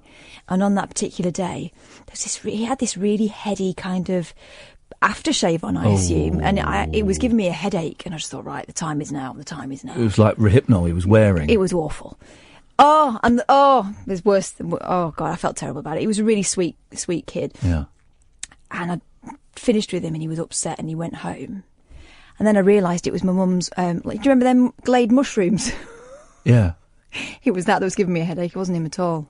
What do you mean? He was wearing your mum's Glade mushroom? No, the smell that was knocking me sick was the, the plug-in mushroom thingy. So did you go back and... No, I left He still wasn't putting out? No, he still wasn't giving me the goods. So, but then it turns out he'd been on holiday and he'd bought me a present and his mum said he was gutted. And tough? How old? Well, he was 11. Yeah, tough. He should have... Kerry Wakeford dumped me, surname, when I was 12 because I didn't kiss her. I was too scared to kiss her. Yeah. And then I went out with her years later, and I made up for last time. By having lots of kisses. Well, I never saw him again. But first kiss, where was your first kiss? On your face, I'm hoping, Catherine. Jeez! It was round the back of Stevenage Ice Rink. Is that a euphemism? No, with Nicolas, a French exchange student. The girl? No, this boy. Is wonderful. A boy called Nicolas. Nicolas. I showed you a picture of him. We looked him up on Facebook. He's really hairy now. He wasn't then. He looked like David Jones from the Monkees. Oh. He was cute. There was a kid in my street called David Jones. Oh. Imagine that. Gosh. Quite a common name. Yeah. Anyway, so yeah, it was him. And it was a proper kiss and it was embarrassing because it was like a washing machine. You just kept going round and round and round. Oh, it was horrible. And I kept thinking, at what point am I supposed to breathe? And at what point can I wipe my face? Because it was just very wet kiss. And I kept pretending to cough so I could wipe my face. But that went on for quite a while. Has your technique improved? No, not really. I wouldn't say. I did get the thought... he's a Frenchman. He should know how to do it, My first kiss was 15, Kerry, on the steps of Slough bus station, and then I didn't kiss again for another 2 years. Gosh. Yeah. Was it because Guilty Feet have got no rhythm? No, she dumped me again. Then we went out again later and we made up for lost time. But I was obsessed with her when I was at school. But the thought of... Why don't they have kissing lessons for kids? And I don't mean... They did. It was called Dynasty when I was a kid. No. Well, that's it. You think it's all... Yeah, exactly. I would practice on the pillow. I didn't realise there was any tongues involved. I get the pillow and I go... But they should have like a teacher... Right, I think that's frowned upon these days. No. It's not practical. But you say, right, guys, we're just going to talk about this. So... Kissing. You've heard all kinds of things about all these different phrases going around, French kisses, rainbow kisses, all these different... Have you not heard of that? Oh, jeez. I'm not even going there. All these different phrases. Basically what happens is you open your mouth, the convention is you tilt your head to the right about 15 degrees, although you can work around with that. Some people throw it to the left. That's your problem. Your tongue goes in, explore the teeth a bit. Boom, that's it. Explore the teeth? Well, like it's some sort of dental exam. Oh, yeah, making sure they've got clean teeth.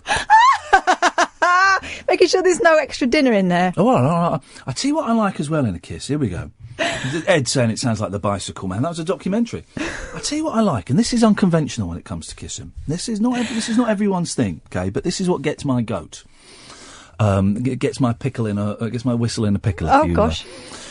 I like a little bit of a teeth clash. And I remember the first time it happened, I remember thinking, oh, I should feel embarrassed, but I quite like that. So like a little, not like, Janet Street Porter, but just a little click. I love that. That for me is a very, very... erotic. I think it's a special intimacy. Oh, blimey. Do you not think? No.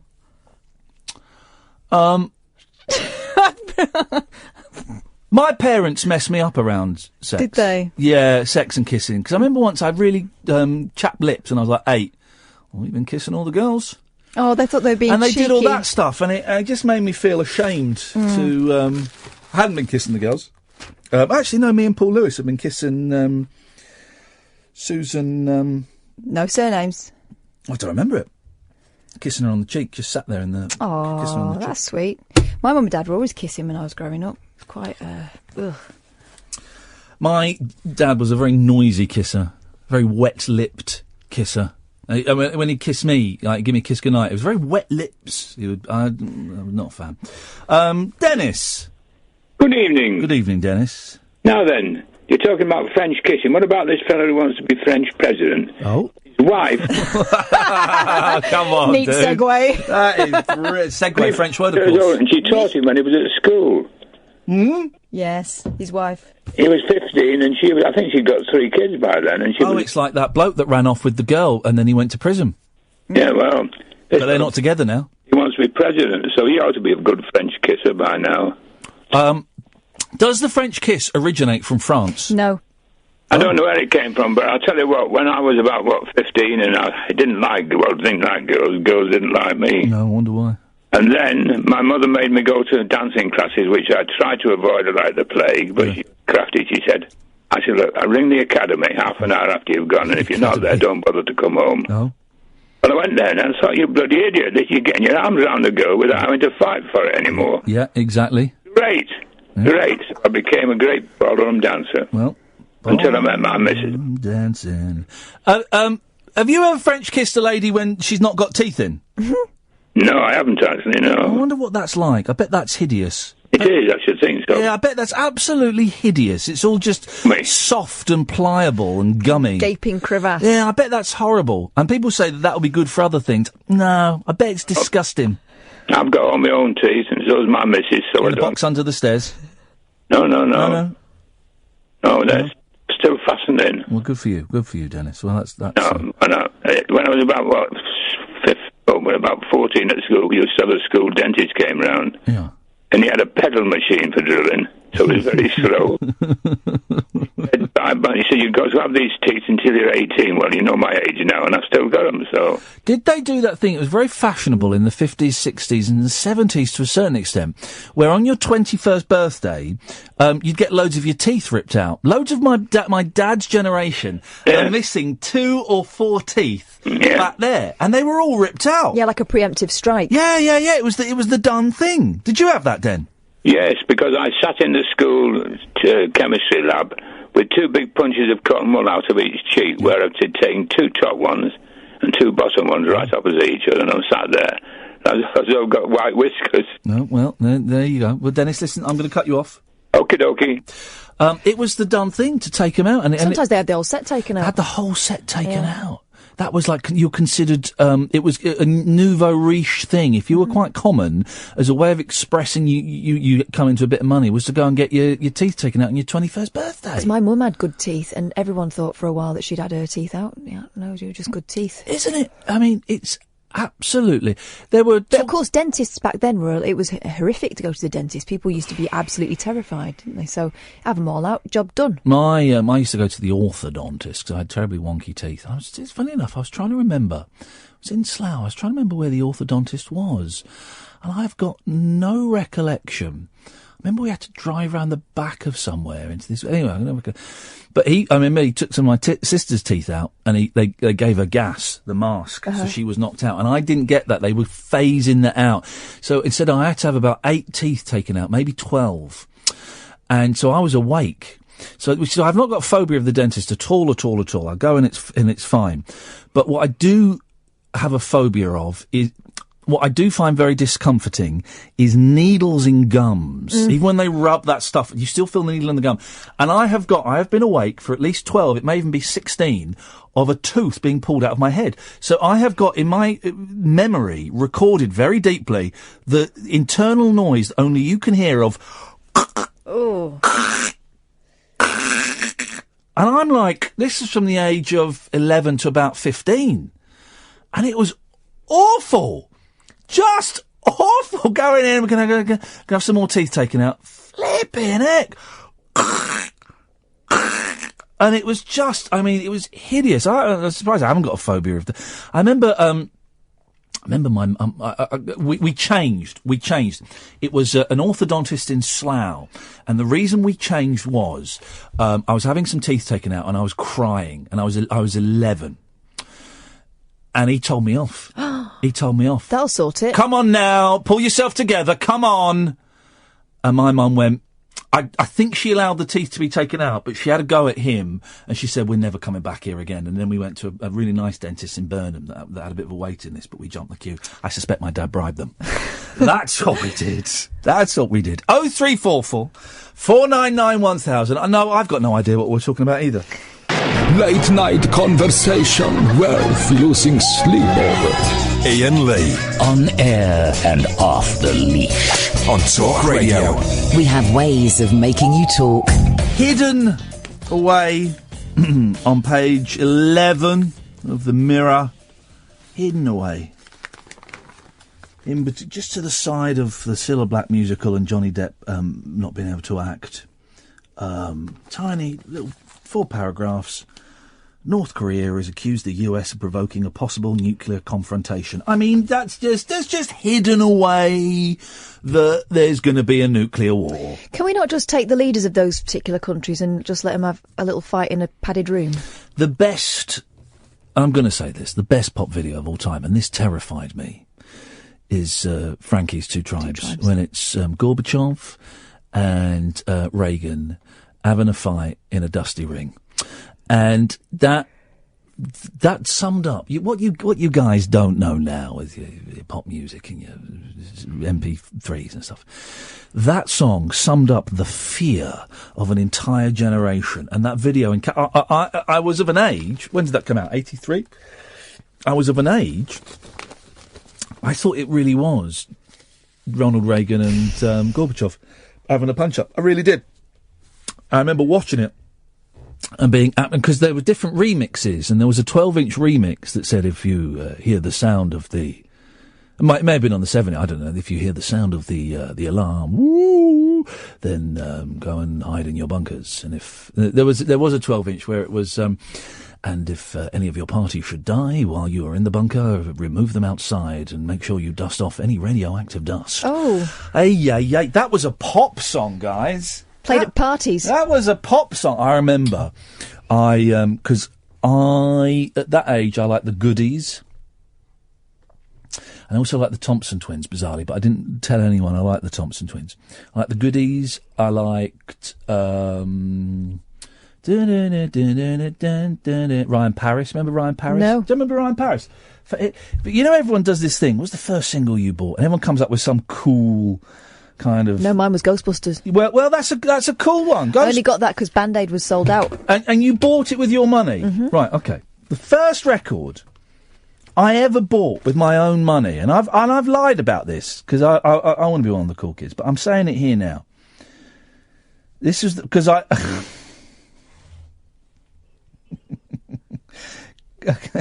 Here we go. Hang on a second. Why is my... Hang on a minute. Let's take it out here. This is and I've never told anyone, this is the first record I bought. I remember going to Boots, and I said to Mum and my sister, don't come in, I'm going to buy my first record. What's it going to be? And I couldn't share with them what the record was. It's this bloody phone. Am I connected to the old Wi-Fi? And it's connected to the Wi-Fi, because that seems to work a little bit better.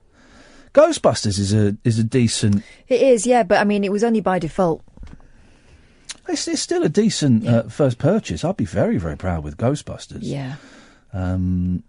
I blotted my copybook several times after that. Oh, well, exactly. But that's what it's for, isn't it? It's experimentation. Yeah. And it was an actual record as well, Ghostbusters, on a single. Yeah. Took it to parties, got my name on it. Yeah, In fact, I think my dad brought it around the other day. Here we go. Born trading Whoa, hey, whoa. Here we go.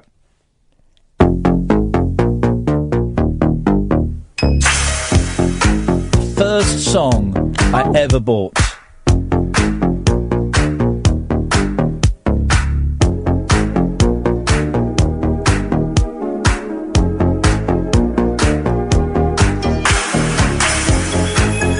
Oh man, this is the 80s.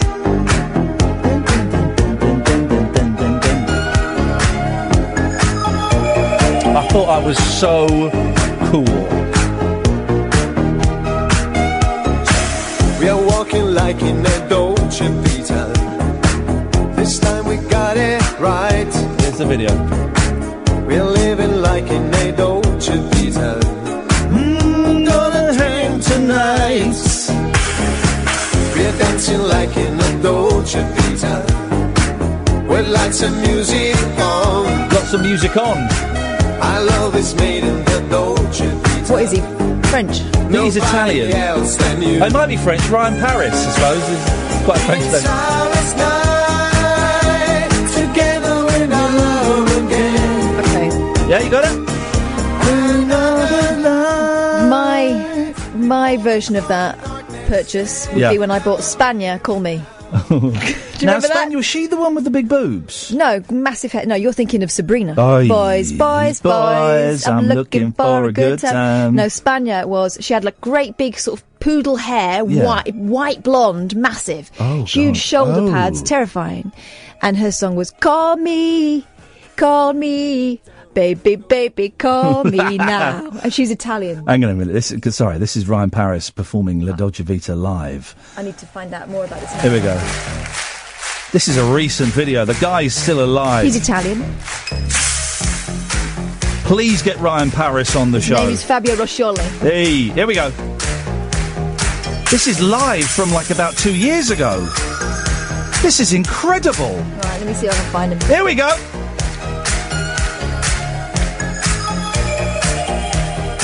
Get him on the show. I will. I want Ryan Paris.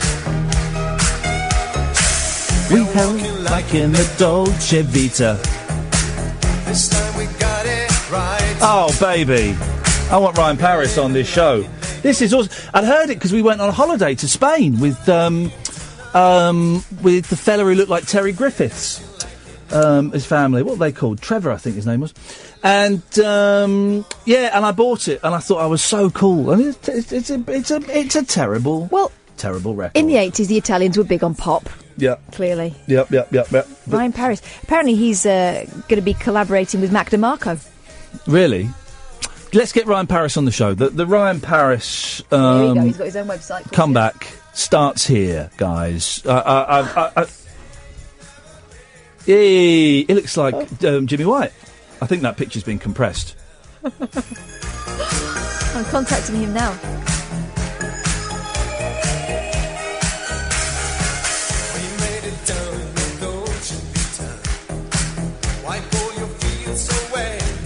Wipe all your feels away. In your Dolce Vita. I gave up yesterday. I'm so alone in the Dolce Vita. See, what he's singing about the Dolce Vita, the good life, but he's miserable. Yeah. So it's a very sad tale. It's a very sad tale. I feel like I've lifted a great weight has been lifted. I've confessed that was the first record I ever bought. It wasn't the first record I had. First record I bought with money from my own pocket was that. And I think I've probably still got it somewhere. Great record. Well, I'm going to write to Mr. Arthur Cannoli, who is representing Ryan Paris these days. Arthur Cannoli. Holy cannoli. What the hell is going on? Let's get him on. I will. Let's get him on. 0344 499 1000 is the telephone number. I'm always suspicious of these, when people do the first record I ever bought, and celebrities go, well, the first record I ever bought was Bob Dylan. Really? First record I ever bought was the Rolling Stones' Paint It Black. Oh, come on, guys. No, it's not. It's not a kid's record. No, come on. What was the first record you really... And I've done that. I've lied. I've bent the truth a little bit. But, you know, if you want to phone in and be honest, and say, yes, the first record I ever actually bought was awful, was embarrassing, and this is what it was. 0344 499 1000 is the telephone number. Here's the thing, dear listener. Always be suspicious of open auditions for films and musicals. Mm-hmm. Always be suspicious, okay? Because there's been a lot in the press, and I bet it'll be a cracking show.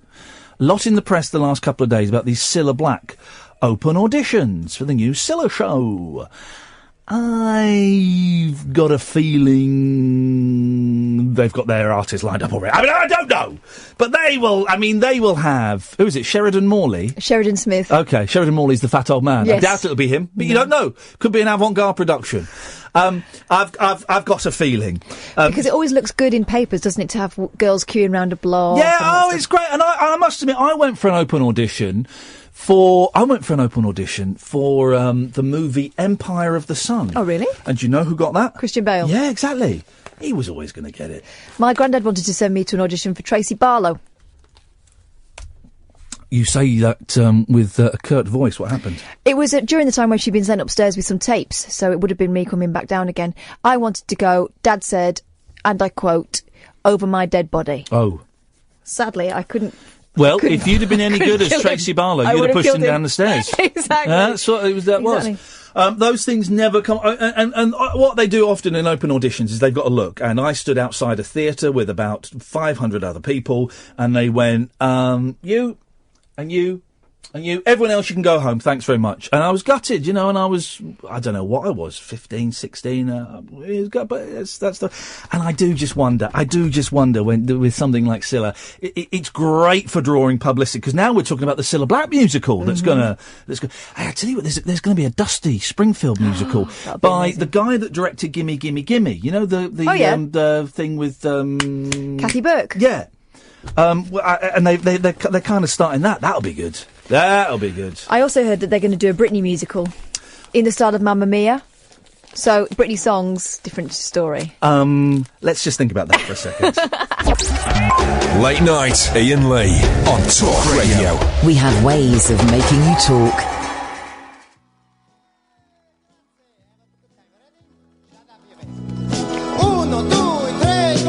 When I was a boy, just about the 8th grade, Mama used to say, don't stay out late with the bad boys.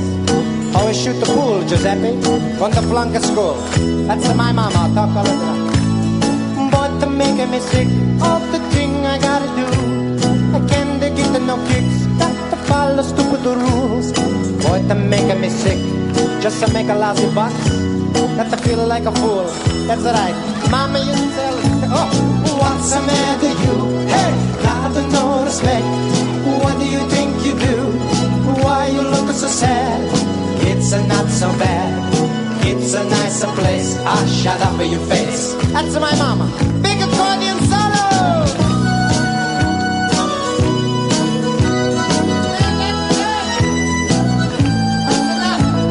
Soon come a day, gonna be a bigger star. Gonna be a TV shows and the movies, get a brand new car. But still I be myself. I never change a thing. Always love to dance and to sing. I think about the mama. She said, what's the matter you? Hey, got no respect. What do you think you do? Why you look so sad? It's not so bad. It's a nicer place. Ah, shut up with your face. You too, shut up, you. 1, 2, 3. What's the matter you? Hey, got no respect. What do you think you do? Why you look so sad? It's not so bad. It's a nicer place. Ah, shut up on your face. Ah, shut up on my face. Well, here we are on the countdown, a big television show. Expensive, a big budget to show. Got the best accordion player we could find in Australia.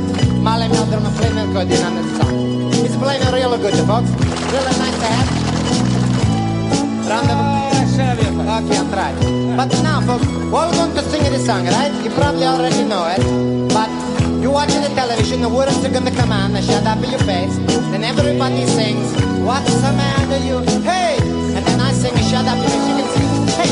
What's the matter you? Hey! Got no respect. Hey! What do you think you do? Hey! Why you look so sad? Hey! It's not so bad. Hey! It's a nicer place. Shut up in your face. God, what's that ball doing in my show? Hey! What's the matter you? Hey! It is a brilliant song. It's a not so bad. It's a nicer place. Shut up in your face. Hey, what's the matter you? Hey, got no respect. What do you think you do? Why you look so sad? It's a not so bad. It's a nicer place. Shut up in your face. Grazie. Now, that song was number one forever. Oh, it's interesting. Look, I'm playing that on YouTube. Guess what the next song that comes up is? Ultravox Vienna. No, it's this.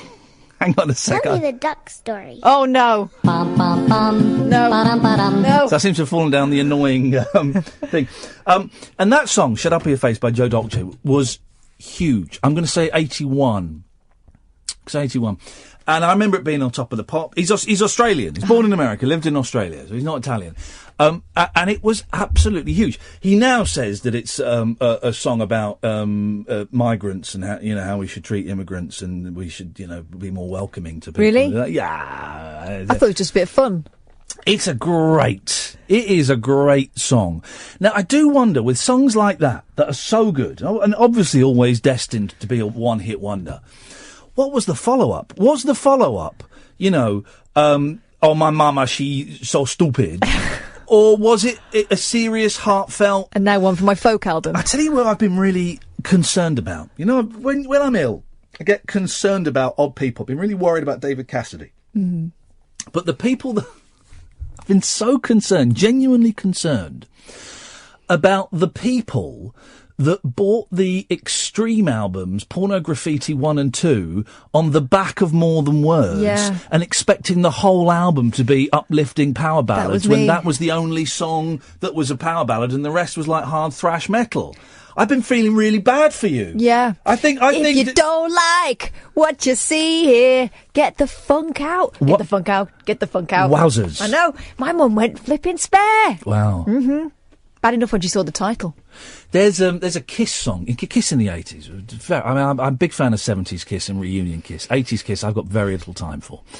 But they have a song called I Just Want to Forget You. Okay, but the chorus goes, and I've got to be so careful. They can't fit the whole thing in the... the chorus is, I just want to forget you. I just want to... And they...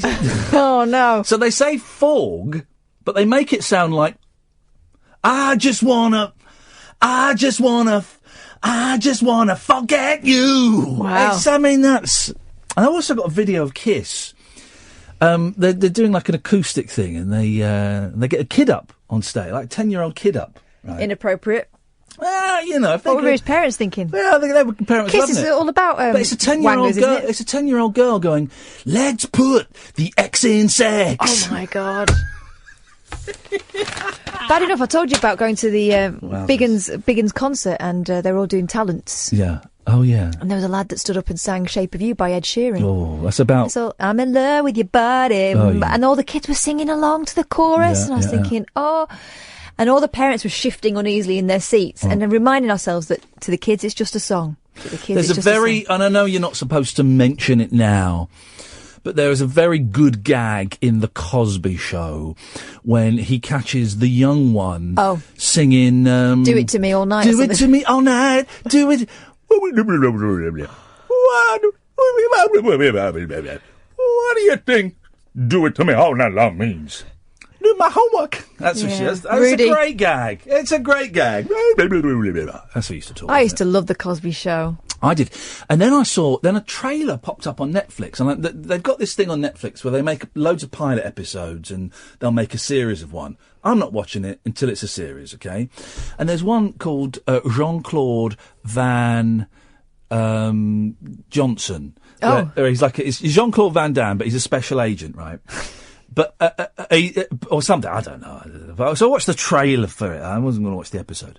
And he's got this very stern, older black woman talking to him. I think, I know that woman. And it came up. Felicia Rashad, Cosby's Claire wife. Yeah. Huxtable. And let's be honest, was there any woman sexier than Claire Huxtable in the 1980s? Beautiful. In those satin pyjamas. Wowzers! I mean, I hope she, she checked her drinks and stuff with Bill Cosby around, but she was one beautiful woman. Felicia Rashad. Gosh! Lisa Bonet. Yeah, she was. She went out with... Kravitz, didn't she? I always thought she could do better than Kravitz. Well, so did she in the end. 0344 499 1000. Yes, Ian? Hi, how you doing, okay? Yep. You were talking about first records that you bought, earlier on. Yes. Jonah Louis, Stop the Cavalry. I don't believe you. It was. I don't believe you. That's a good record. Genuinely, it was. I don't believe anyone who phones up and says their first record was something cool. I do not believe it. Genuinely, it was 79p from John Menzies. And that's Jonah Louis' second best song. His first best song, of course, is... If you want to see him in the kitchen at parties, you always find him in the kitchen at parties. And do you know there was an advert for IKEA where they used that song? Yeah. They used that song, and the video was like a house, and they walked through it and they'd be singing it. Jonah Louis was in that advert. There's a brilliant bit. He was in the kitchen, and as they walked past, the two men went, "All right, Jonah," and I thought, what a delightful. He'll get a few quid for that. Yeah. What a delightful little nod that hardly anyone will pick up on. All right, Jonah. Beautiful. I thought that was a really nice. I thought it was a really nice little touch. But I do not believe you, Ian. That genuinely, I promise you, I will. Okay. I've still got it somewhere, but it was a 79p in 1979. Okay. Well, we'll take your word for it, but I don't believe you. What's Jonah Louis up to these days? He was all part of the. What was that record label that had Elvis Costello and Nick Lowe and kind of punk but not quite punk? Stiff. Thank you. I think he was part of them. I think, and two magnificent songs. I mean, I remember I had an album. I bought an album of Jonah Louis, right, when I was a bit older, in my 20s. I got it for 99p, but it was so heavy. It was such a heavy piece of plastic. I was never able to find a turntable that could play it. It would just slow everything down, so I chucked it in the end. Did you never hear the 1981 release Shaggy Raggy? No, I didn't hear Shaggy Raggy. But even if he'd never done another good song, and I don't believe that for a second, Always in the Kitchen at Parties and Stop the Cavalry. Beautiful. Two absolute classics. Classics. Real name? Oh, good. This is a good... What was Jonah Louis' real name? Graham Lloyd? No. Go on. John Lewis. Was it really? Yeah. I'm that good. Yeah. I like him. I love that advert with the IKEA advert, and he was in it. I thought, well, that was a nice little touch. They didn't need to do that. That's classy. He re-released it on the back of that, didn't he? Yeah, good for him. Good for him. Always fun. I like... Here we go. This is the last 45 minutes of the show. Bruce, Ray and Paul, wait, your turn. Songs with bored girls in. Anything by the Human League. Anything by Bananarama. There we go. Now we're talking. Songs with bored girls. I love bored girls on records. I love it.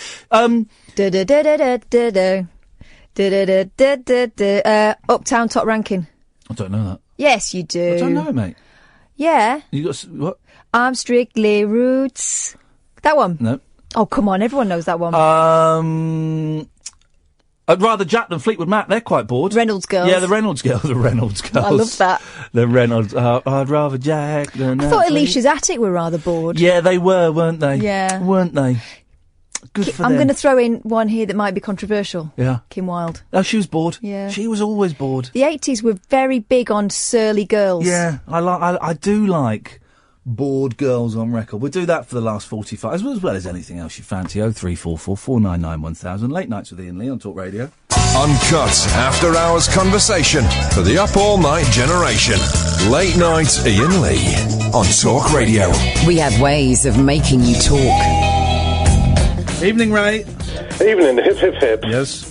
How lovely it was to hear that Ryan Paris track. That really made my night. It's a great song. It's a great song. Quality song. I even bought it as well. It had a pink label, if I remember right. Yeah, well, there you go, you see. He'll be coming on the show soon. Oh, fantastic. Bring it on.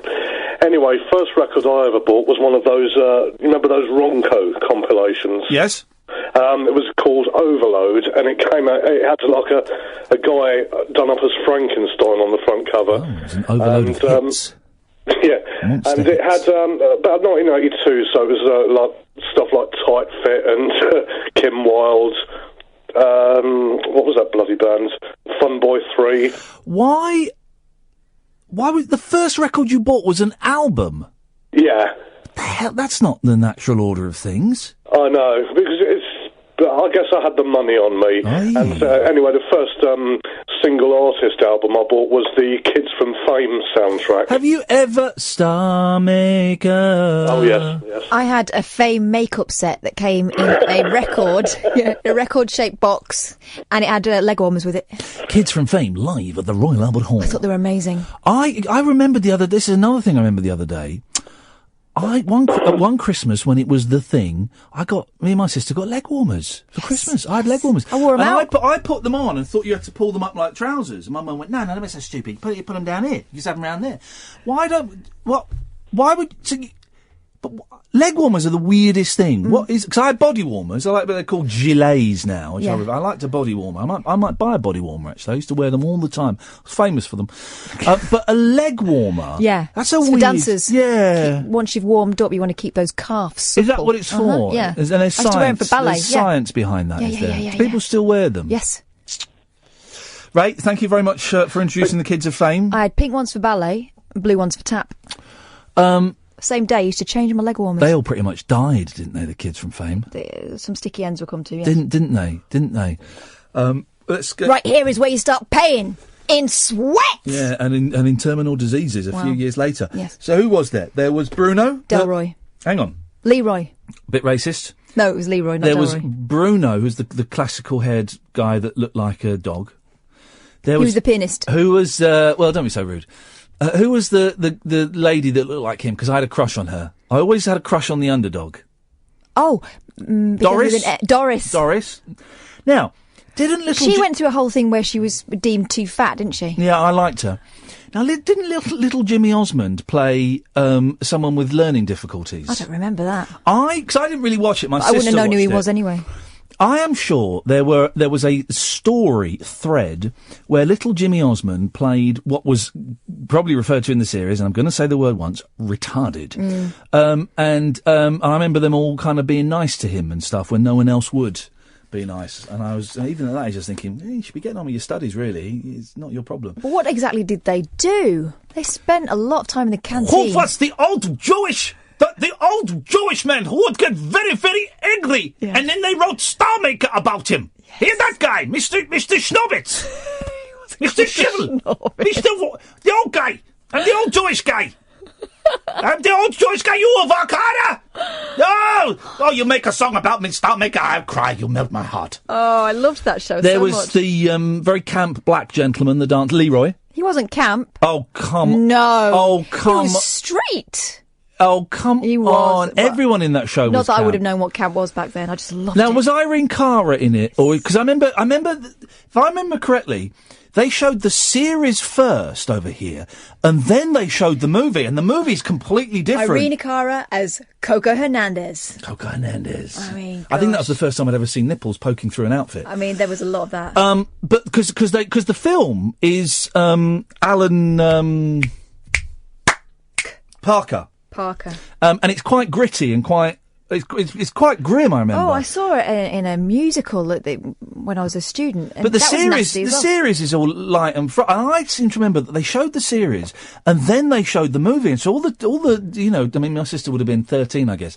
All the 12, 11, 13-year-old girls watched that, and I think there's a rape in it. It's quite grim. Yeah. Coco goes along the wayside, doesn't They were all traumatised by watching this. Yeah, Mr. Shirovsky. What were the hits? I liked Star Maker. High Fidelity. Hi. They played that in a shop, didn't they? That was in a shop, and they were testing out the equipment. Keeping it right, it's all right. High Fidelity in a shop. I used to fancy Bruno Martelli. I think that's where I get my Latino fetish Who was from. there was a hot cellist, the blonde girl. Laura Dean as Lisa Monroe. No, she was Dance. No, it was Laura Dern. Was it Laura Dern? No, Okay. Dean. Let's go to John. John, good evening, John. Hi, good evening. Good evening, John. How are you? You well? Are you feeling better? Nope, feel terrible. Right, okay. Moving swiftly on. Yes. Well, and hello to Catherine as well, of course. First record I bought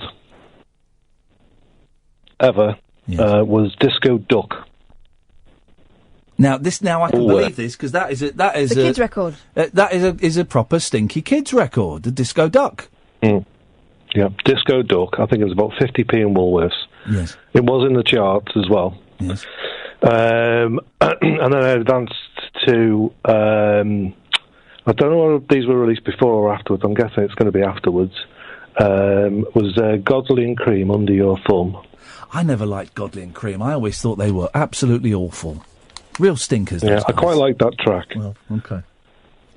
And then Landscape, I Stein a Go-Go. Okay. Are we going to get your entire record purchasing history up to today? No, Because the second and third, they don't count. No one's interested in the second and third. All people are interested in, rightly so, are number one, the first. That's fine. That's fine. I just thought to show I had a bit of taste at least. Well, no. You've negated everything by It's saying not the aim it's of the not game. the aim of the game.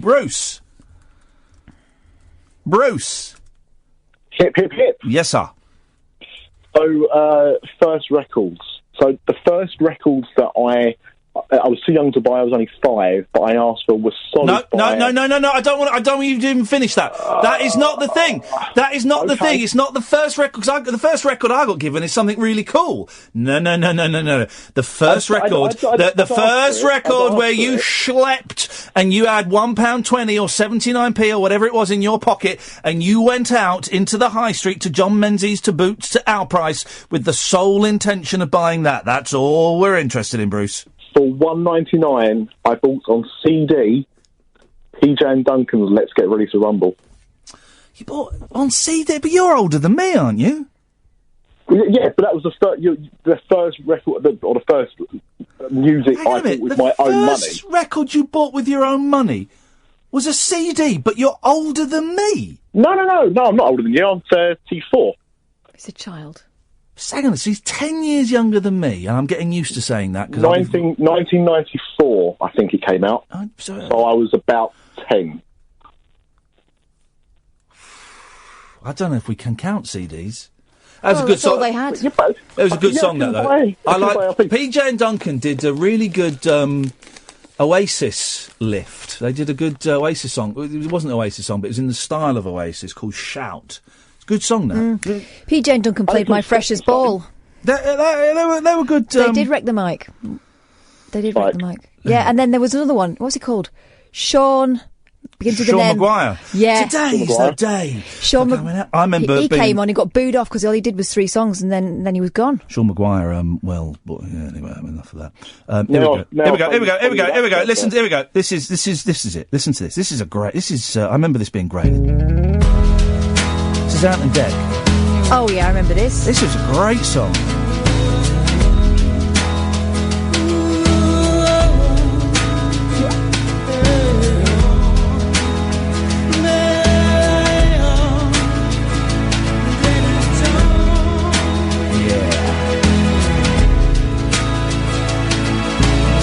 Start screaming, just be bold. Everybody likes to see the freaks explode. They always know better than you, but They're sat in a bedsit and Ant is playing the guitar. You could be the one. Nobody really likes your way, but hey man, doesn't matter anyway. You talk and talk, their minds made up. You beg and pray, the only way they're gonna listen today. Shout, come on, let it out. See, it's an Oasis lift. It's a good little tune, that. Yeah, I mean, they're underrated, I think. I mean, obviously they've gone to bigger and better things, but I think some of their musical choices weren't too bad. But so my first album was the Smurfs Go Pop. The Smurfs. The Smurfs were a strange phenomenon. I wish the Smurfs would work out what they are. Their franchise just keeps changing, and it really. It really does annoy me. Bruce, excellent suggestions. Thank you very much indeed. 0344 499 1000. I saw a brilliant programme. I wonder if it was on YouTube anyway. About 20 years ago, of Ant and Dec on tour in Japan. It was. I bet they were big in Japan. Of course they were. Everyone's big in Japan. I'm probably famous in Japan. You know, I could have a hit in Japan. I could sell out Budokan. Easy peasy. 0344 499 1000 is the phone number. Yes, Paul. Hi, right. It's not what I've called in, but what I've called in, right. But just you playing that PJ and Duncan song, yes, it is a rip-off of an Oasis song, but you can maybe take it back even further. It sounds like something that Lou Reed wrote. Maybe. Yes? Can you hear that? No. Okay, think of that Lou Reed song that will not. But it goes back to a Lou Reed thing, the bass line from the Velvet Underground. It doesn't sound anything like Walk on the Wild Side. No, not Walk on the... Okay, yeah, that's maybe... Okay, I'll get to one.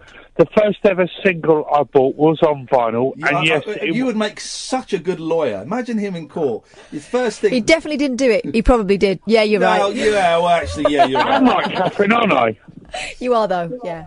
Yeah, okay, I'll get to my point, right. The first ever single I ever bought on vinyl that makes me feel old was Buffalo Stance by Nana Cherry on 7-inch vinyl. Who's that gigolo on the street with his hands in his pockets and his crocodile feet hanging off the curb? Yeah, that one. Okay, at the same time, I bought the 7-inch single on the same day of No, we don't want to know. I don't want to know. No one is interested. Stop this now. Because everyone wants to say, the first record I bought was this. But the second record I bought shows how wonderful and clever I am.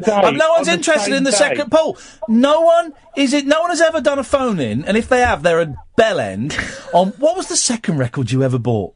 But I bought it on the same day. I don't care. It doesn't matter if you bought it on the same day. The first record you bought was Nana Cherry Buffalo Stance. Which, by the way, I don't believe. Okay, I will finish by saying, you talking about bored female singers. I will name the band The XX. The XX. They won a Mercury Music Prize for their debut album in about 2007, I think. No, I have not Googled it. It's XX. The XX. The XX. The female singer sounds totally bored. It was about 2007. The XX. The XX. How are you spelling that, please, caller? The XX. The letter X. Is it meant to sound like sex? I don't know. Thanks very much for calling. There we go. No one's interested in the second record people bought. I mean, you're barely interested in the first. It's all filler, no killer. 0344.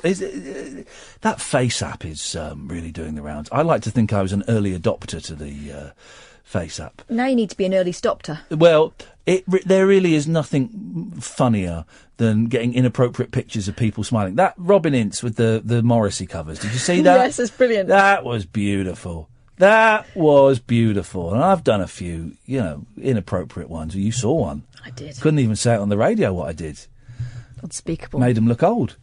0344 499 1000. Late night, Iain Lee on Talk Radio. We'll get you talking. 0344 499 1000. Yes, Rob. Hi, Ian. Good evening. Good evening, Rob. When I was 10, I got a job in a butcher shop, and the first record I bought was Boney M. All right, Rivers of Babylon. Here we go. Now I can believe that. That is a proper first record. Well done. Yeah, and it gets better because this little butcher shop I worked in, one day a film crew came in and they said, we want to film Metal Mickey in here, and I met Metal Mickey. What? What the flipping heck? You met Metal... Did you meet the gentleman who was directing it, Mr. Mickey Dolenz? I don't know who it was. I was 11 or 12. So Hey, it was one of the monkeys was directing it, you pudding. Well, all I know was Metal Mickey was there, and that was that. Boogie, boogie, boogie. Yeah, it was quite annoying, actually. Well, he was annoying. I used to... Metal Mickey, for those who don't know, was a television series in the 80s about a robot that... I think he had, like, Coke poured over his control panel and he became sentient. Directed by Mickey Dolenz, the Monkees. I didn't know that. It wasn't the best programme, was it? Shut up now. Metal Mickey was class. No. Rob, on that bombshell. Steve... Sorry, hello? Yes? Oh, sorry, hip, hip, hip. I've got a bit of an echo. That's okay. These things happen. No, life is like... You're all right, mate? Not really. I'm flagging a bit. No, you're not. Flagging. Yeah, bless you. Never mind. You've cheered me up anyway. Thank you, mate. I'm glad. This is why I come in, is to cheer you guys up. That's all right. That's good. Hello, Kath. Hello. Does Kath cheer you up? No. Oh, always. But then I go home, guys, and I cry. I know. I listened to. I was listening to. I listened to LBC on the way when I got home, not on the way home because I was in a cab, and I got home, and they were talking about loneliness. Right? You remember something we talked about because it's the Joe Cox Foundation has done a report that says that there are like 1 in 10 men are lonely or something. And I thought, that's really good that is coming out. And I did say about 6 months ago, this will be the next big thing, loneliness. I thought it was really good to. And so the phone-in was basically the host going, well, of course, 20 years ago we'd have... Hey, thank you, cool guy. Of course, 20 years ago we'd have all been... he's not Polish, I don't know. He's not. 20 years ago we'd have all been down the pub. But since the pub has closed down, men are becoming... He was saying the pub closed. It's not what loneliness is about. Loneliness is just this inherent darkness, this weight that you carry within your soul that you go... It doesn't matter whether you're in a pub or in a theatre or at work or at home. It's this thing that is living and breathing within you. Did you hear the guy ring up basically to boast about what a brilliant life he's got? No.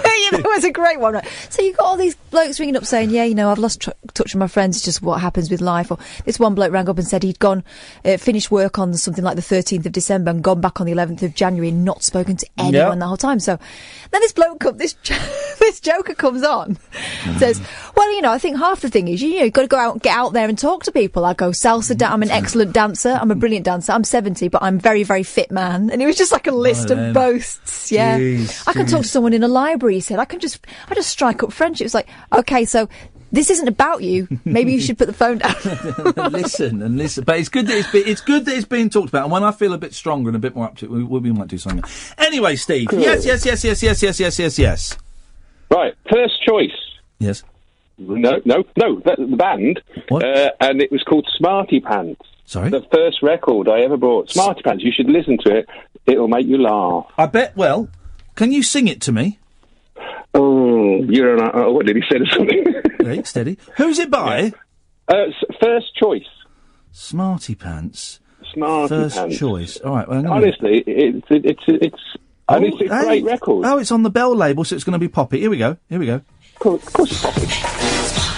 It's very hot 70s black women. Oh, I know this. It's genius. That's a good one. That is a great song. I know, and it was 35p. Beautiful. You can't argue with that. I mean, there was something about clutching a vinyl record to your chest and treasuring it. Who else was on the Bell label? Oh, Bell was pop. David Cassidy was on Bell. I think Gary Glitter was on Bell. Gary Glitter was, yeah. It was very pop singles-oriented, it was a British label, Bell, wasn't it? Yeah. It was a subsidiary of I think Arista in the United States. Care place, Arista. There we go. Arista. Hey, before I go, Yes? can I just say that was it a bank holiday, the first bank holiday when you did the 3 callers for the 3? Oh, yeah. I've really been meaning to ring you and tell you how much that was so cool and that was so good. It sort of developed into such a really good idea. Thank you, man. I appreciate that. It was a punt, and I think Kath chose superbly. But yeah, thank you, Steve. I'm really glad you enjoyed it, mate. Thank you. And I think you should do. I know you don't like doing themey things, but I think if you do them every now and again, we might do. Sort of thing, I think we might do. And we've now made a rod for our own back, Kath, because the last 2 bank holidays we've done really special, completely different things. That was good as well. So we've got for the next. When's the next bank holiday? Oh God, there's one at the end of the month, isn't there? We'll come up with something for the end of May, Steve.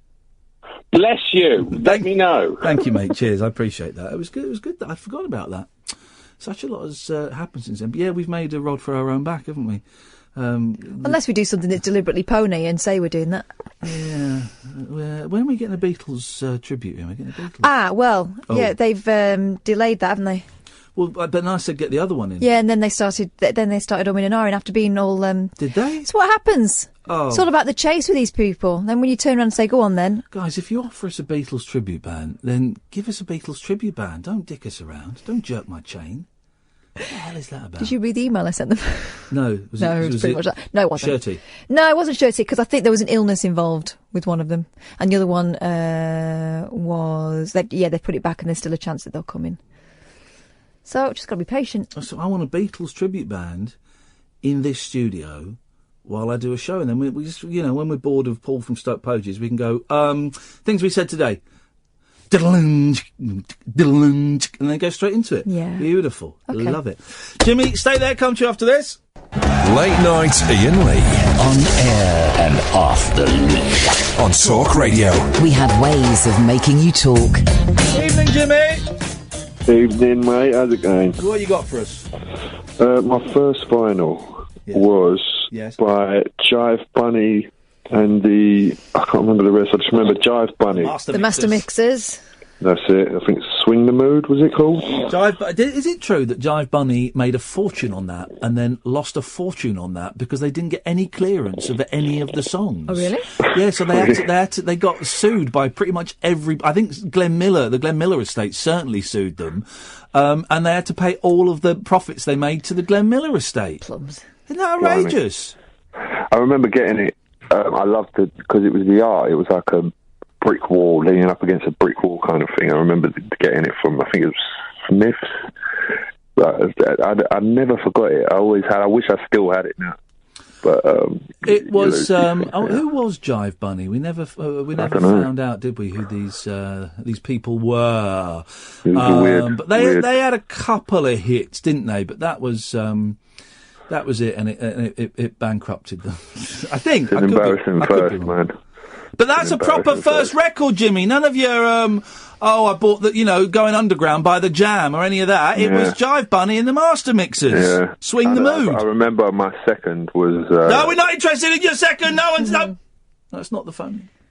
The phone-in is not the second record that you bought. The phone-in is the first record that you bought. And honest answers only, please. 03444. I know who Jive Bunny were. Go on. Doncaster DJ and producer Les Hemstock. Oh, yeah. Father and son team John and Andrew Pickles. Is it true they went bust? Or have I done them a great disservice? Swing the Mood, that's why I like Let's Party. Let's have a look. Let's get the inside scoop on those guys. It doesn't say. Oh. Doesn't say. Oh, dear. Oh, well, maybe I got that wrong, but I'd like to... I'd like to think that I got that right. Here we go. The original European medleys featured the original recordings by the original artists. Legalities prevented certain of the original recordings to be reused in America. So the American Jive Bunny releases substituted later re-recordings of the same tunes. Well, that's like... do you remember the Stars on 45? Stars on 45. We're going to keep those songs alive. Yeah. Do you remember Twist and Shout? And it was all like versions of Knock Price, Knock Rate. Knock down. Thank you. Versions of Beatles songs. Yeah. That sounded pretty good, but were convinced. There was a fad in the early 80s of doing medleys of things. My dad told me about, used to be able to get these records where it'd have all the hit parade on it, but none of the actual artists. Yeah, and you know, I used to do all them. Elton John.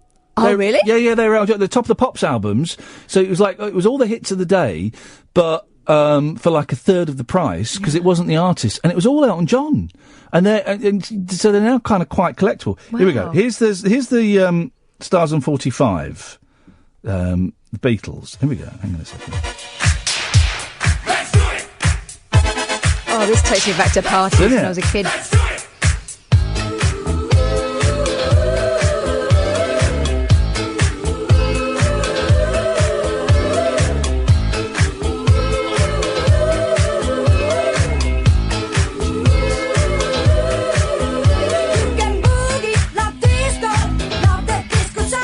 Boogie like disco. Love that disco sound.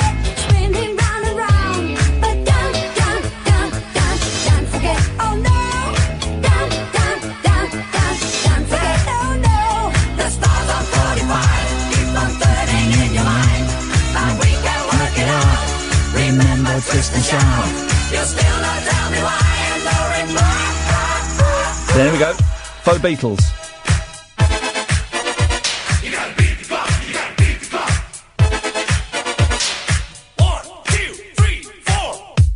This happened once before.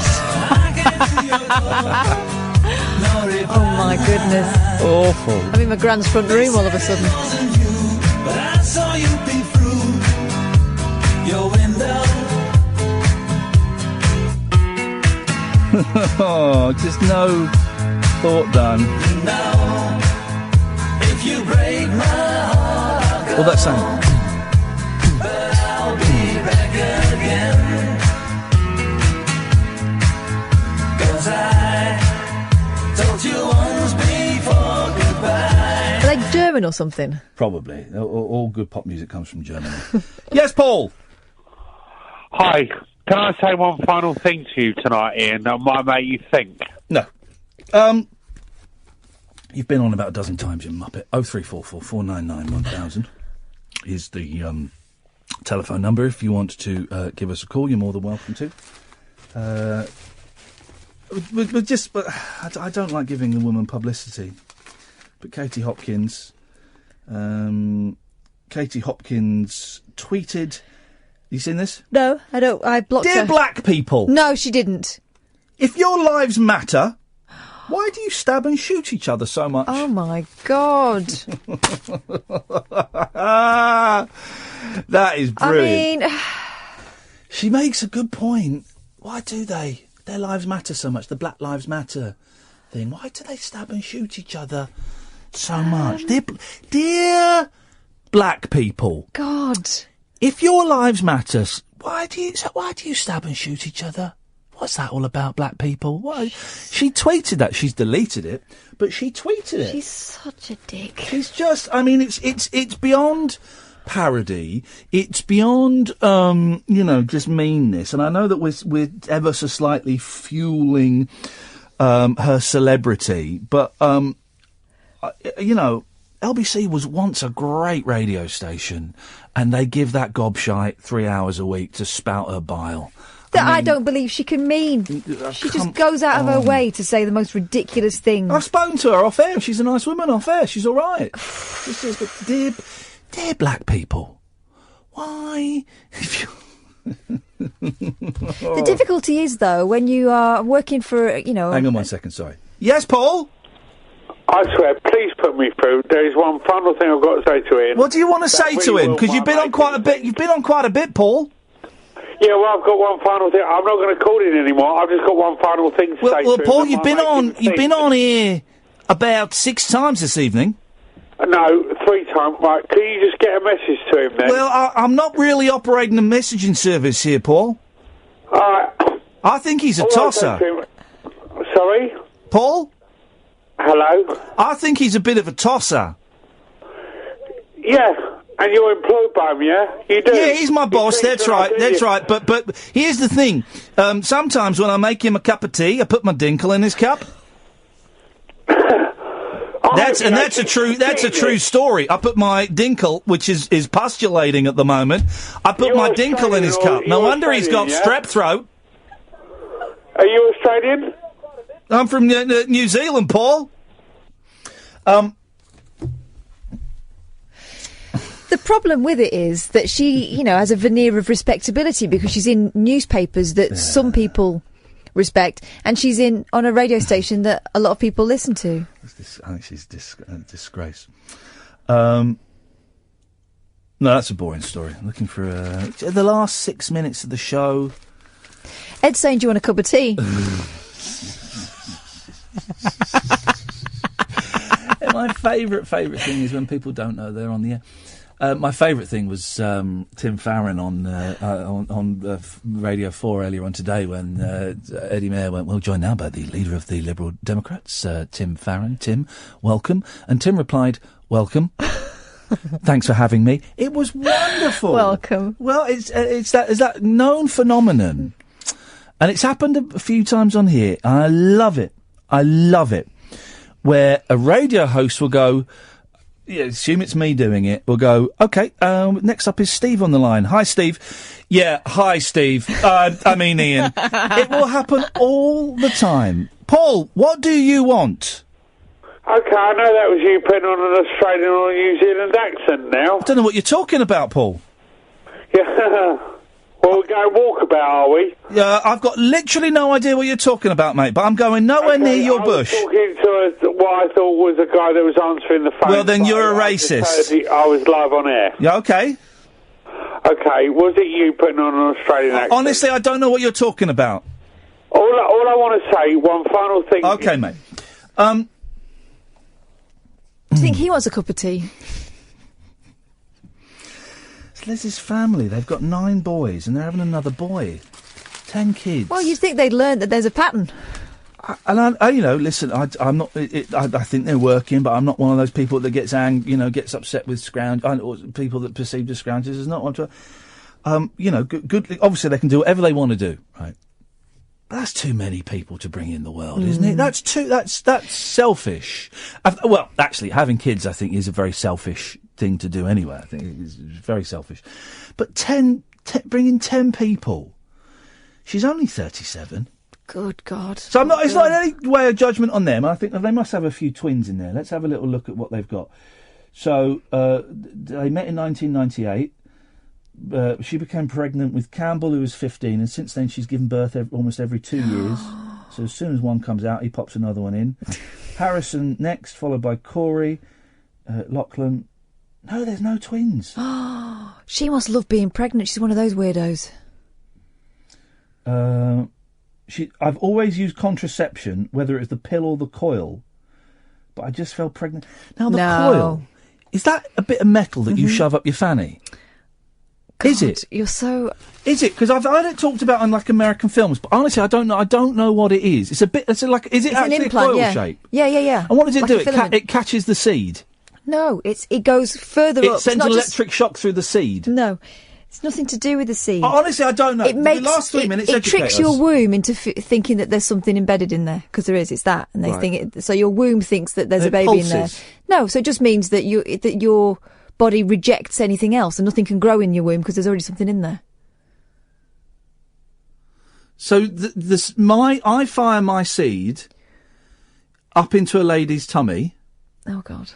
And because she's got this coil, and it's like and you push it up inside you. The doctor has to do it, and it stays up there. All right, I'm not offering. I'm not offering. I'm just curious.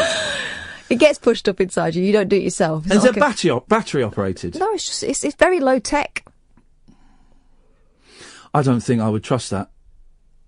I don't think I would. I don't think that's appropriate contraceptive. Oh, people have been trusting it for years. No, as far as I'm concerned, there's only one contraception that definitely works. Abstinence. 2 contraceptions that definitely work. Being hideous. Don't be ridiculous, mate. You know what I'm talking about.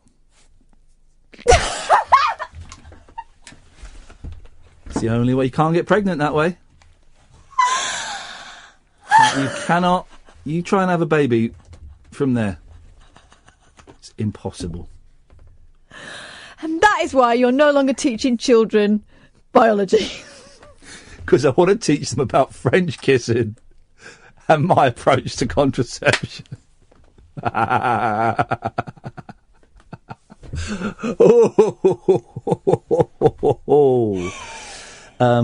Well, no, this is a very special episode of the Iain Lee Show. We suggest you listen to it with your parents and then discuss the issues raised afterwards.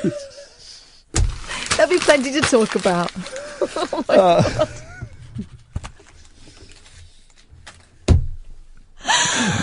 Oh, my God. Oh, my God. You're a disgrace. Hey, it's true, though. Now, that's it. We are cruising into the last minute and 8 seconds of the show. I'm going to call a cab. Give me a cab. What was that? That was me sending the recap. I left out the detail about what we just discussed. Because I don't think miming counts.